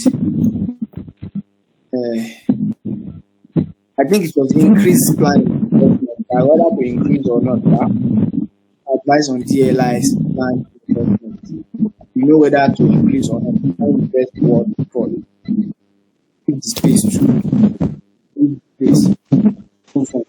Then the next one, analysis of PMB's strategy. 5 years strategic plan. Then with that, keep the space too. Give you enough space so that you don't analysis depending on the information you have been given. And from the information that you have been given, you can tell if there will be more or not. Then advise to DHL board. Give the space, conclusion, and then recommendation. Then write your disclaimer. Let me see the best one of the best disclaimer that I wrote some time ago. So this is my disclaimer. Because as prepared on the available information. No. This report has been prepared on the available information and it's only for the required purpose. As simple as that. There are several ways to write this. It's not necessarily the best, but it is as simple as this. Just disclaimer. And trust me, you are done. This is you are done. You've built your template. Now that you have built your template, you have been able to use the 1 hour that you want for planning to plan. The next thing you now want to do is to compile it. So if you like, read 100 times. But you don't have to read 100 times now because you know where you are going. Because as soon as you are doing this particular planning, you are already reading. As you are reading, after preparing your report, you now start reading again. As soon as you start reading again, you'll be watching out. So by the time you start reading, when I'm doing it, by the time you are done preparing your worksheet, this is worksheet. I call it worksheet. This is your worksheet. By the time you are done preparing your working area or your worksheet, the next thing is now to come back to your planning sheet, which is the back of your answer booklet. What do you want to do there? You want to go and read the report. As you are reading the report and you are seeing points, start putting them where they are meant to be. And that is. At this juncture, I'm coming. Let me look.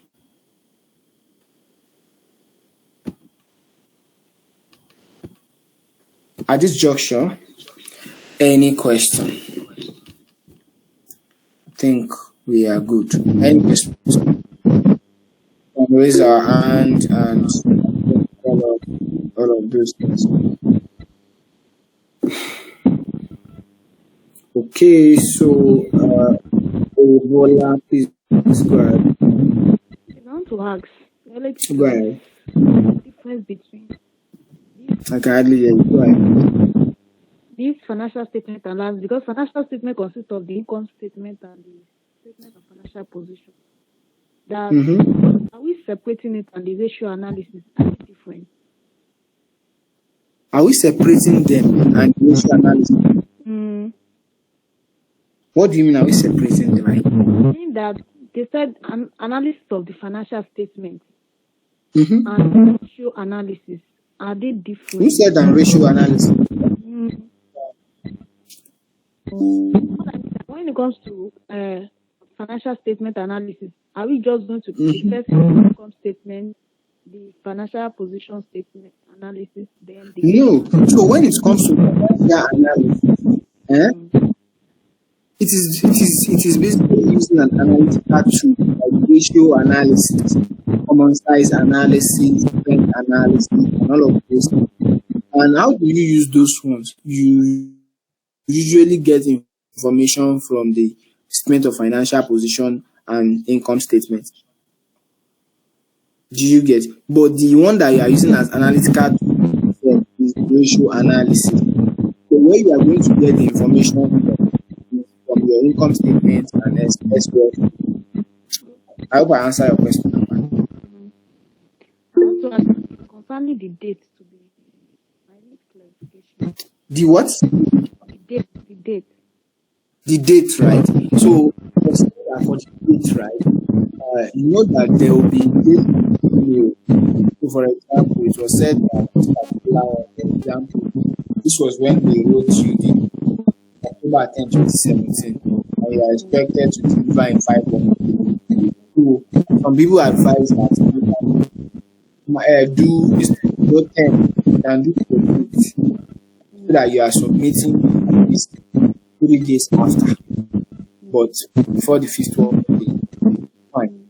And some people advise that you use what's called root of your case study exam. Fine. Both are verifiable. This one is saying that you are responding to the email. And that one is just saying that the things that you are actually writing. For me, when I was doing my exam, I didn't really look at the dates because I never considered it as anything big deal because this was not part of what is to be considered here. Where is that place again? Remember, I said this is something about this. We have utilized this place well. We have utilized this place. So there was nothing that speaks to date here. Date is just the form of part of the report. So there is nothing that speaks to date. So it is not big deal. Any dates, whether it is the dates, 2 days, 3 days after you are given the exam, that's new, or the date of the exam. Either way, it's fine, in my opinion. I hope that answers your question. Thank you. Yeah, so hi, Yes, good evening. Thank you very much. So, my question is concerning the requirement 2, which okay. usually is like a proposal.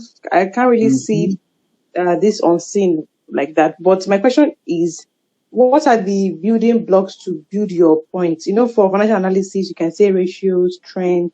But in terms of proposal, what are the like building blocks or highlights? Oh, thanks a whole lot for that question. Actually, and that's a very valid question. What the build block? The build block is actually Sorry, but can you mute your mic? I don't know, there's like echo somewhere.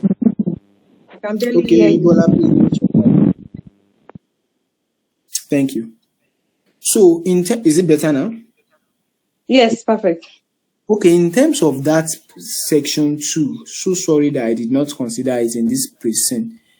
I've not even analyzed this Preseen like that because of explanation. But let me quickly analyze. So you see the Preseen, we are given list of exhibits. Exhibit 1 is talking about you. It is expected that if exhibit 1 is talking about you, it is actually reflecting what we are capable of. So from here, you can suspect what the examiner is going to be examining, what they are going to be asking us to do. And that's where you got your business proposal something from, which is fine. Exhibit 2 is overview of microfinance sector of the banking industry. This is an external environment. You should know that it will include threats and opportunities. Exhibit 3 is categories of microfinance bank. This is merely just classification. Exhibit 4 is Qudus microfinance bank itself, about us. This is where you will see your strengths and weaknesses. Exhibit 5 is talking about the financials, and Exhibit 6 is just a circular from CBN. From this particular one that we are looking at, that's the Preseen, right? Well, let's look at the Preseen. Reviewing financial statement. From there, I've done it as well. I've done it and say, okay, what you just need to do when it comes to reviewing financial statement in terms of this particular case study scope, what you just want to do is this. From the findings from the Preseen, review financial statement, you use ratio. Business proposal evaluation, that's the second part. One of the other things that they say you know how to do, providing, assessing operational and strategic business proposals. That's what she just asked, right? In this part, what you want to do, anytime you hear anything about business proposals at all, it is always about what is there to gain. What is there to, and how do you assess what is there to gain? You need to ask yourself, what are we spending? And then what is the income? It's just mathematical in nature. What are the spends? What are the income? Again, what are the spends? And so it is usually mathematical in nature. For this particular case study, for example, from this Preseen, we can deduce that it's a microfinance bank. We are collecting money from people. As we are collecting money from people, we are collecting and saying that we are going to give them interest, at an interest. And we are also giving the money out as loan. At what? At also an interest. So if there is going to be any proposal, they want to talk about proposal around probably we want to open new branch. And then you want to assess whether the branch will be profitable or not. To do that, how do you assess that? You look at what are the income we are going to get from that branch and what are the expenses we are going to be incurring. It is usually mathematical in nature, 99% of time. There is nothing gymnastic involved. It's just mathematics. How you are able to now, so where the problem can usually be. is how you are able to interpret the mathematical nature, right? By doing that, okay, for example, they said we have 5,000 customers. If you have 5,000 customers and then they have deposited, if you have 5,000 customers, it's part of this particular Preseen that your customers will deposit. Let's say they say you have savings account, you have 5,000 customers in savings account. That means they will have a minimum of 1,000 each, and there will be 4% per annum interest that you are going to be giving them. If you times 5,000 multiplied by 1,000 naira that each of them will bring in, that will give you your income, the money you have with you. That's not your income as per profit or gain, but income as per amount of money inflow. Let me call it income. No, not revenue. Inflow. Let me call it inflow. It's not a revenue, and it is not an income. It is an inflow. That is the right word. So that will give you inflow of, let's say, 50 million. Then you now come here. They say you used to give loan. By the time you are giving loan to another 20 people who now borrow 250,000 at minimum. Do you get 250 people borrowing 250,000? You multiply them. That says how much you are giving out. From there, you'll be able to know, okay, if you are giving out 2-point-something million in loan, right? And you have collected XYZ amount. Let's now say, don't let us use XYZ. Let's use this 20 million.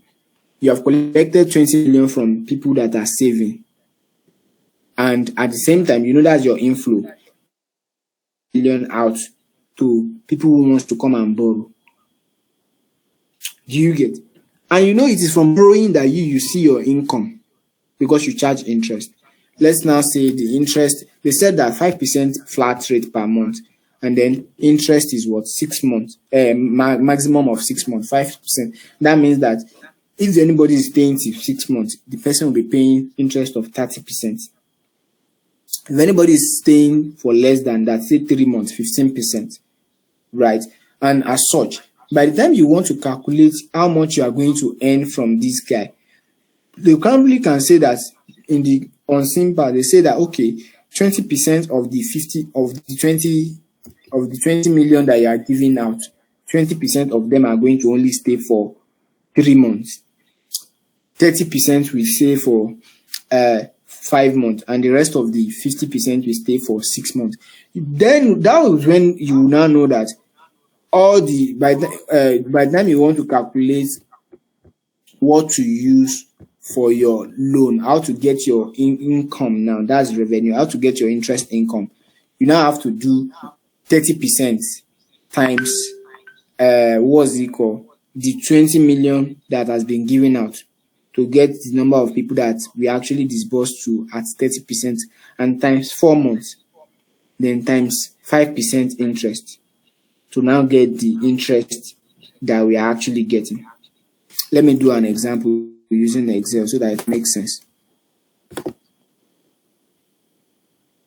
Are we together? We are almost done. So we have given 30 million. Yes. I was breaking. You fine now? No, we are together. That's what we're saying. Okay, so let's just say 30%, then 20%, then 50%. You know that in this particular case study, it has been said that this is the way they can give loan out. And they say maximum of 6 months. So that means that, let's say a number of people stay for 6 months, the 60% 6 months, then 20%, 4 months, and then this one 3 months. What is the interest rate per month? 5%. We get. And then now, what we should have is that it only means that 20% times 20 million are 6 or 6 million. Then drag down. You see the people. Then now to calculate interest. Interest is what? 5% per month. So interest income will be 20% This guy multiplied by 5 multiplied by 6,900,000. Let's drag down. Then let's calculate the total. Total. And that's 4.7 million. That means interest income is what? 4.7 million. Do we get the idea? Yes. Cool. So that means interest income is 4.7 million. But is this going to be your net income that you use to make your decision? No. You are going to now come and say interest expense. How much do they say we are going to be giving to savings people? What? 4% per what? Per annum. Do we get 4% per what? Per annum. So if you have only used people's money for just 3 months, 4 months, and 6 months, then we are returning it. You should know that. Then the next thing is this 4% per annum. No, sorry, not here. This 4% per annum will be like for 3 months. If you use your money for 3 months, they will have told us how long people are keeping their money to, so that we will know how much we are giving out as interest income. Let's not assume that people are still keeping their money based on the same amount. We should know that this one will now be this guy 3 times bracket 4 divided by 12, because it says per annum. Don't forget to per annum is different from per month. These are some of the simple mistakes that you see people make. Then multiplied by the people that gave the money, which is this 60. So let me see. Have I locked any place? I need to lock this one. Then you drag down. At the end of the day, interest expense is just 313. So if you come here, this one is this times divided by this. So this is it. So your net interest income. Your net interest income will now be what? This guy minus this guy. And that's it. Please go ahead. Please, based on the proposal assumption, can you hear me? Now, because the business is licensed in 2021 to have like more than 15 branches, we still be an authority, because as a state microfinance bank, they are not to have more than 10. Now, if it is a business proposal, they want to open another branch, would they be licensed to the CBN authority? They already, I think that's a misconception. But we understand this one that I just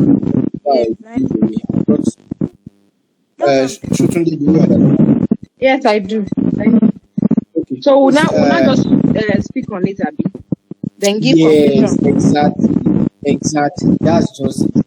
So a number of times, this is what you do when it comes to business proposals. The worst thing you can do that is probably converting it to anything. You are talking about net present income. Other than that, we are just. So I'm not saying this is what will come out. I'm saying that if we are going to be talking about business proposals, number one thing you want to do, you know that you are going to be talking about business proposals. You know the kind of template that we built the other time. This one that we built here. Do you guys remember this place? Hello? Yeah, I understood you. Okay, my network.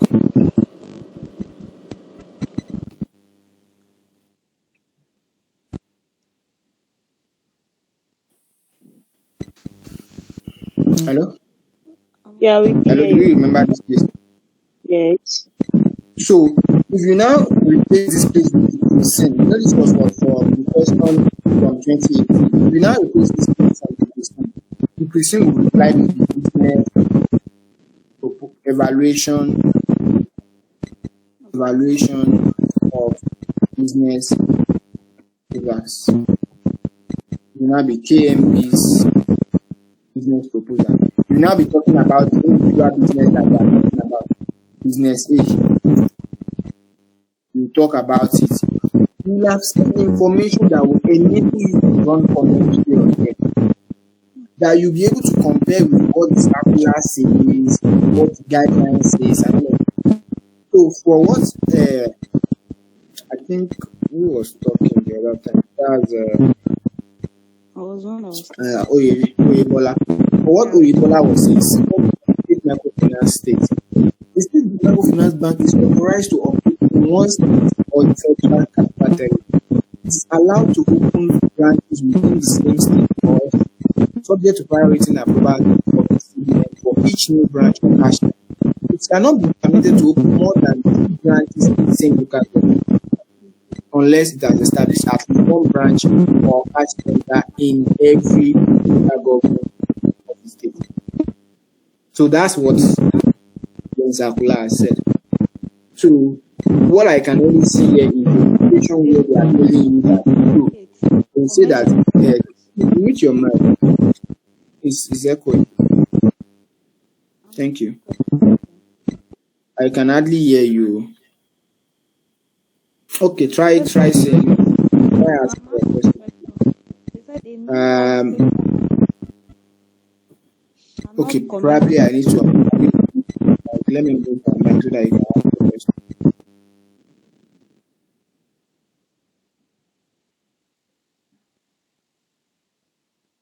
Can you hear me? Yes. I said I want to understand that last statement that was written in the state microfinance bank. They said the new licensed state microfinance bank shall not commence operation with more than 10 branches. I want to understand. Yes, that's a newly licensed MFB. But CMB is not a newly licensed MFB. It's not newly licensed. Come and see about us. About us. The bank was licensed by Central Bank in 1991 as a community bank. It became a unit bank, finance bank, under the revised policy of 25. The bank was later upgraded from unit FMFB after partly meeting minimum capital finance bank. Right, and then this guideline was as at when. Please, if you're not talking, mute your mic now.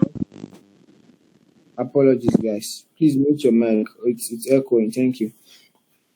So this particular one that you are seeing here, a newly licensed state MFB shall not commence operations with more than 10 branches.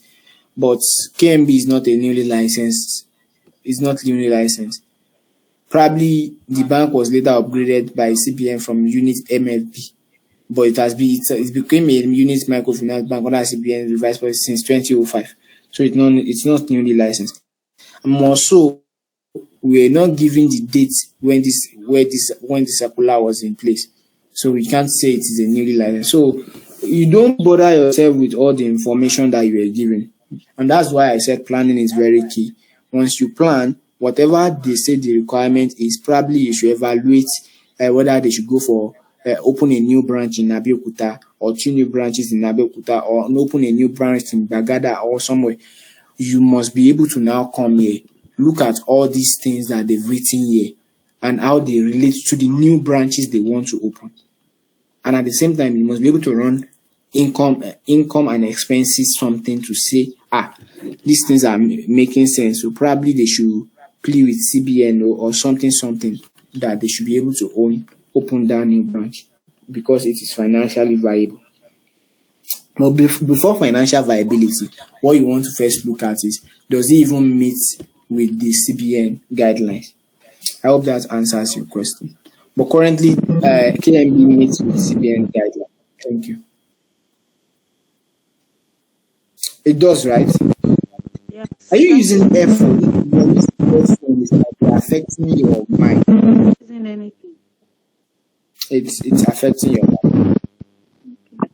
Sorry, You can mute your mic now. Please go ahead. The person that has a question.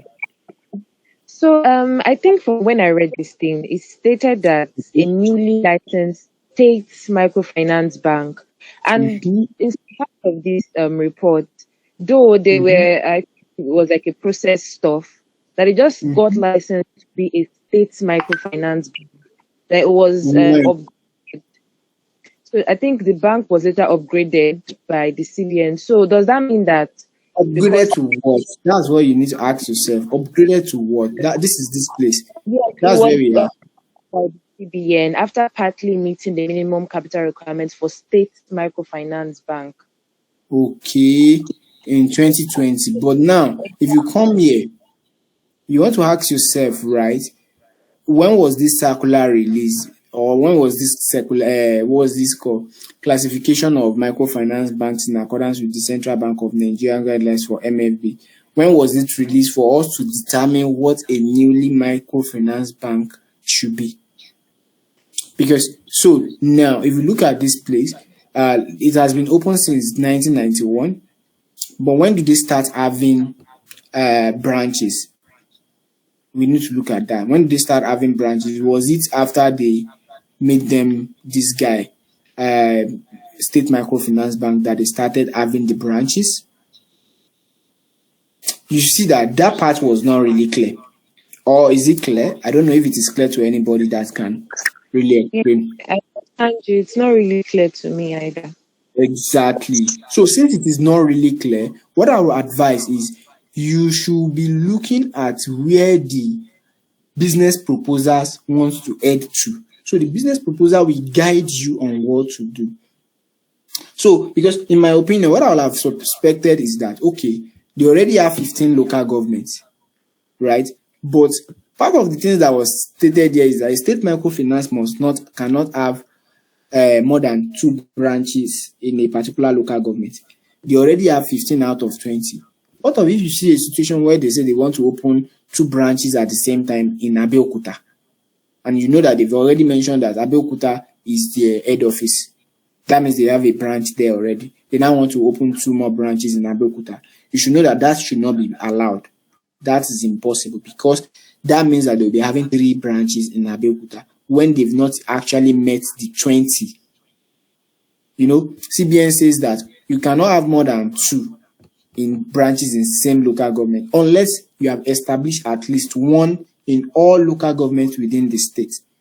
So what I would have suspected is that they will bring that a particular local government that already has 1 want to add additional 2 when they have actually not even met the 20 local government that they are supposed to be in. I don't know if that makes sense. Please go ahead. Yes, another thing I feel is that for the is it what do they call it that? The same part. Is it on they call it them? They might give us a list. They might give us a list of their branches, maybe the particular town. Exactly. So guys, I don't think you need to even bother yourself about those things, right? But rather understand how to utilize them when you see them. And how do you utilize them when you see them? It's just where you need to use them. The number of times where you need to use those guys is when you want to talk about the business proposals part. And I've told us, if you plan carefully, planning is all about, okay, we started from here in terms of planning. This is what I want to do based on the requirement. Just break the requirement down into pieces and be deciding what you want to do, and or what you need to do first, and then what you want to do subsequently. What you need to do is the requirement, and what you want to do based on your knowledge. And this is how I want to attempt it. Does it make sense?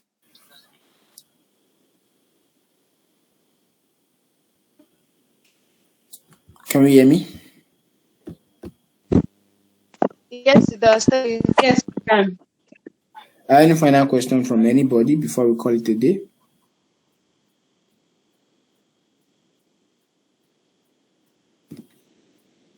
Any final question? Do we have any question at all again? Are we good?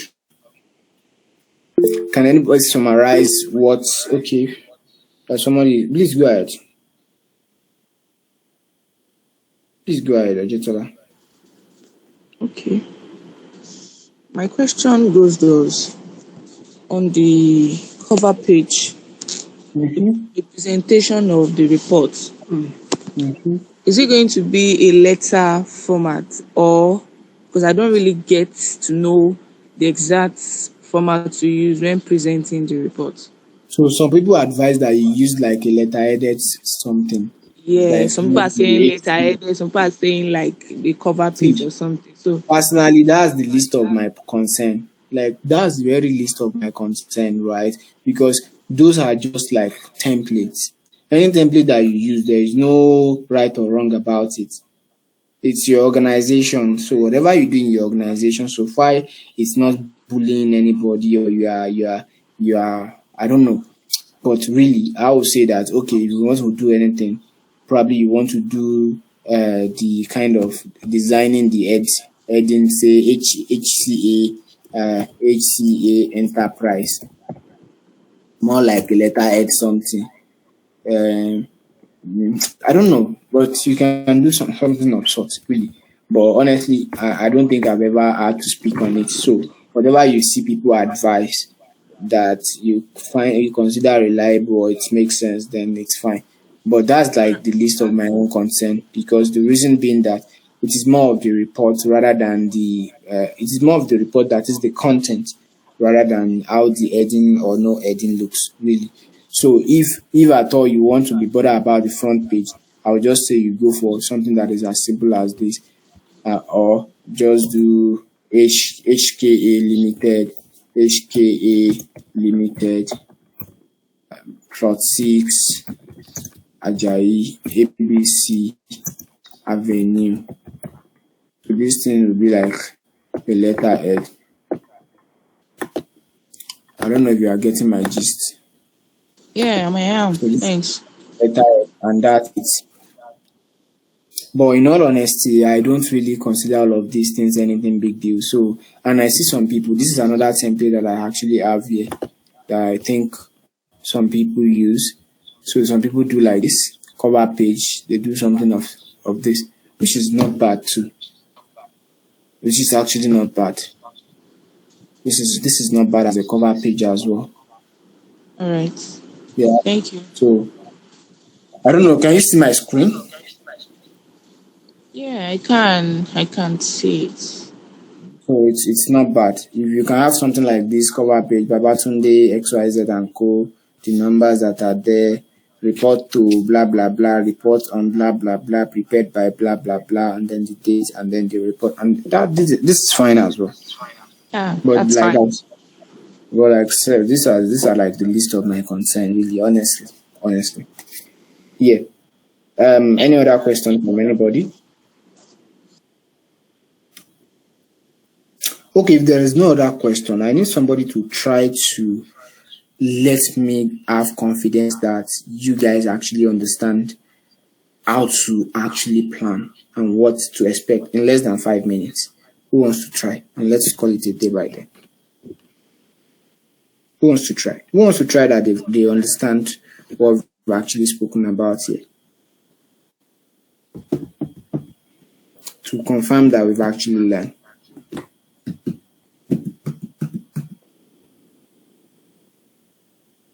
Nobody's trying.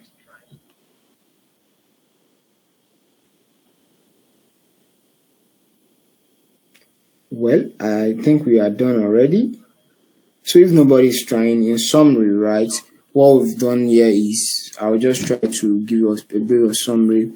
In terms of your case study exam, there is no need to be panic, because if you know how to plan, you always have something to write. So basically, it's more of planning than writing. Plan first. And when it comes to planning, the number one thing you have to run after is what is your requirement saying. Break your requirements down into pieces. When you break your requirement down into pieces at the back of your answer booklet, right, then the next thing is to leave some spaces within that piece of requirement that you've broken down, right? When you do that, then the next thing is to go and create your working area. And creating your working area means that where you have to have your cover page, do your cover page. Then the next thing is do your table of content. Then the next thing is do your executive summary. The next thing is do your term of reference. Then leave some spaces. If you remember all of those things by heart, because they are templates, you can be doing those ones. Do those ones instead of leaving spaces. Then by the time you get to findings and observations, then start leaving spaces based on the headings that you want to create. Ensure that you create headings. Don't just go and be writing Sorogbodo and then you just do create headings. Create headings using the requirements that we've actually analyzed in the planning. So when you create the headings, leave the spaces. When you leave the spaces, and at the end of the day, you are very fine. Then I'll get your conclusion and recommendation. And then the next thing, once you create your working area, you start going back to read your unseen. You read from your unseen, or by the time you are done reading your unseen, then read from the preseen back to the end. So as soon as you are reading from the preseen, you start taking notes. So while you are reading the preseen, you'll be looking at the back of your answer sheet where you have your planning area, so that you'll be jotting things that are necessary for jottings. And then by the time you are done reading the preseen again one last time, and then both unseen and preseen, rather, that's the case study one last time, and you want to start, you can go ahead and start with calculating your ratios and stuff like that. By the time you are done with your ratios, then you can go ahead and run commentaries on your ratios under the spaces that you have created for them. Again, we spoke about how to run commentary on ratios. We said that you should use what? Use results, causes, impacts, and then conclusion and recommendation on that particular ratio. And then we spoke about the business proposals as well. I said business proposal is always about you telling us what we stand to gain if we go for any particular business proposal. And then in this particular case study, we are looking at saying that as much as possible, you want to look at the CBN guidelines in respect to whatever new business we are proposing. And then for the new business we are proposing, you want to look at as much as possible what are the inflows, what are the outflows, what are the income, what are the expenses. It's usually plus and minus. So it's just how you are able to do. And that's it.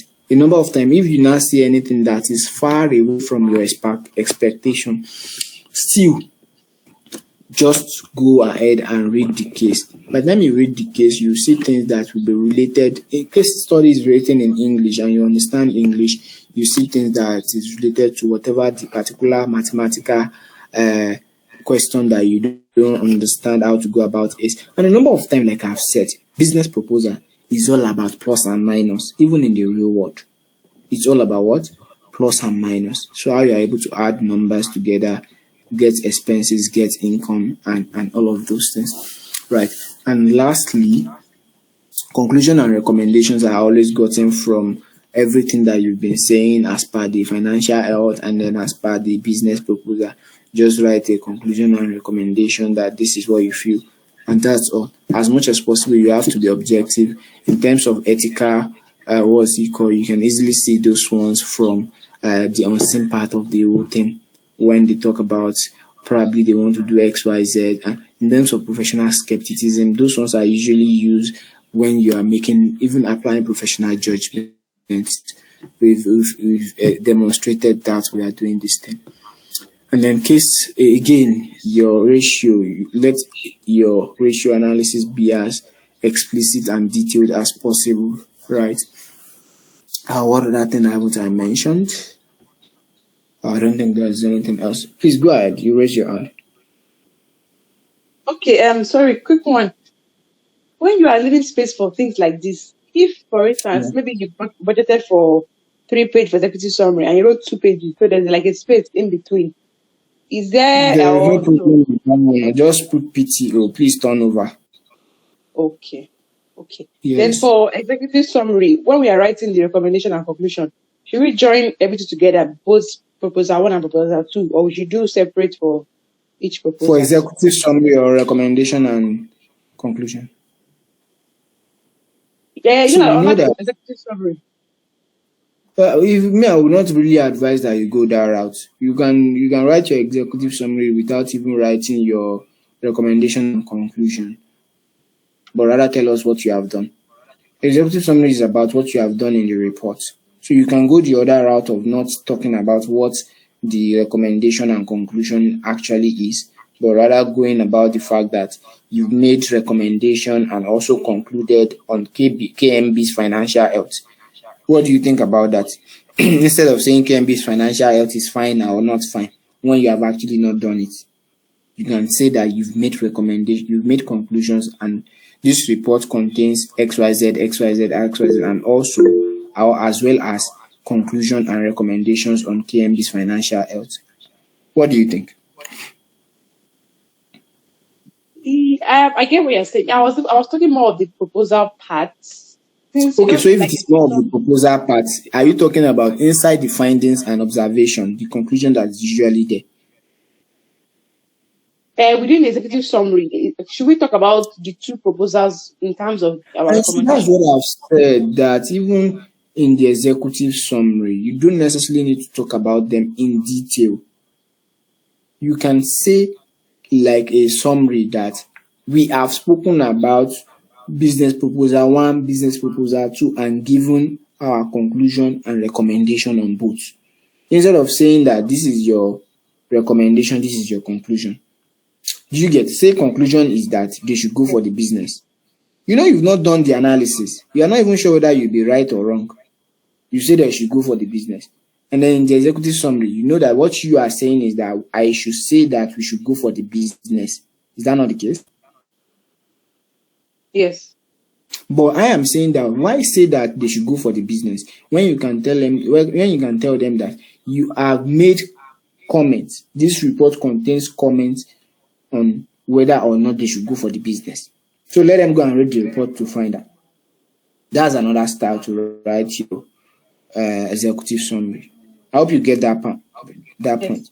I get. Thank you. Yes. So it's actually an idea just to save yourself from trouble that are so unnecessary. You don't know what the answer should be, and because you say they should not go for it, and at the end of the day you calculated the whole thing and it means that they should go for it. That's a trouble. But if you leave the space and by the time you are done you want to come back to put it there, then that's fine. But if you are not going to leave the space, it's something that you can say that we have commented on XYZ, we have commented like by the time you say you have commented, everything will be fine. Anybody that wants to say anything should go and look into the report itself and find out what you have said there. It's actually a logic anyway. Please, Oyebola. Yes, I want to ask. So, in summary, are you saying that the executive summary do not need the appendix to conclude on it? Appendix? Yes, do we need it for the executive summary? No, I don't think you appendix is for the executive summary. See, there is no one size fits all for this group. Like I've said, you might have seen people do it one way. That's fine. It doesn't mean that another way that you are saying it is wrong, because this is real life business proposal or business report. And in real life business report, it is more about making sense of what you have written other than the style of what you have written. It is making sense of it other than the style of what you have written. I don't know if anybody gets my point. Do you get that? Yes, I think I understood it. Please let me show you something. So this is an example of executive summary, which is actually a bit detailed. But trust me, you will not see that the report also present detailed discussion on the impact of key. Can you see? The report also, the objective and analysis to the basis for consideration, method adopted for. They did not tell you the method exactly. They were just telling you that the report contains, and I can't say that there is anything around what's it called, appendices in this executive summary. Please go ahead. Is it Temitope? Temitope, please go ahead. Sorry to cut you off. The explanation, if I'm right, on the executive summary you just explained now, I thought the executive summary should be linked in a way to our appendix, whatever we might have calculated, so that the recommendation or the conclusion we have come or we have arrived at should be in one way or the other linked to the body of the report. Or is it possible we have something else in the executive summary and we are coming back to the report and having something else? No, that's not what I've explained. And that's why I said instead of concluding on your executive summary, you can just use your executive summary like this. See what they wrote here.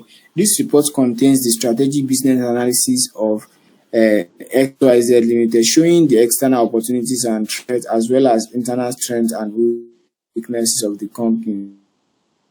Also, the report includes a detailed financial statement analysis showing the profitability, liquidity, and gearing of the company for the past 5 years. You see that they are not saying anything about what the ratios the other. Furthermore, the report Okay. consider the capital reconstruction and reduction can be embarked upon. Consider if capital reconstruction or reduction can be embarked upon, including a brief discussion on benchmarking as a strategic tool to improve and sustain corporate performance of XYZ Limited. The report also presents detailed discussion on the impact of. Can you see what they are doing? I don't know if you are seeing what they are doing. They are not telling you what they've done in the report, but they are telling you what they've done, like a requirements kind of thing. Do you get? Okay. They are telling you what the requirement is. That's what they've done basically here, which is fine because that's an executive summary to tell you what a particular report contains. So, in terms of All linking right. appendices to executive summary, honestly, I do not have knowledge of that, even in real life, because I do write business proposals and all of those things in real life, and I don't think I've had to link appendices with my executive summary. But probably you've seen it elsewhere. If you understand it from what you've seen elsewhere, then it is fine, perfectly fine. Like I've All said, right. there is no one size fits all for the case study. Just do the one that you understand and that you can make a sense of.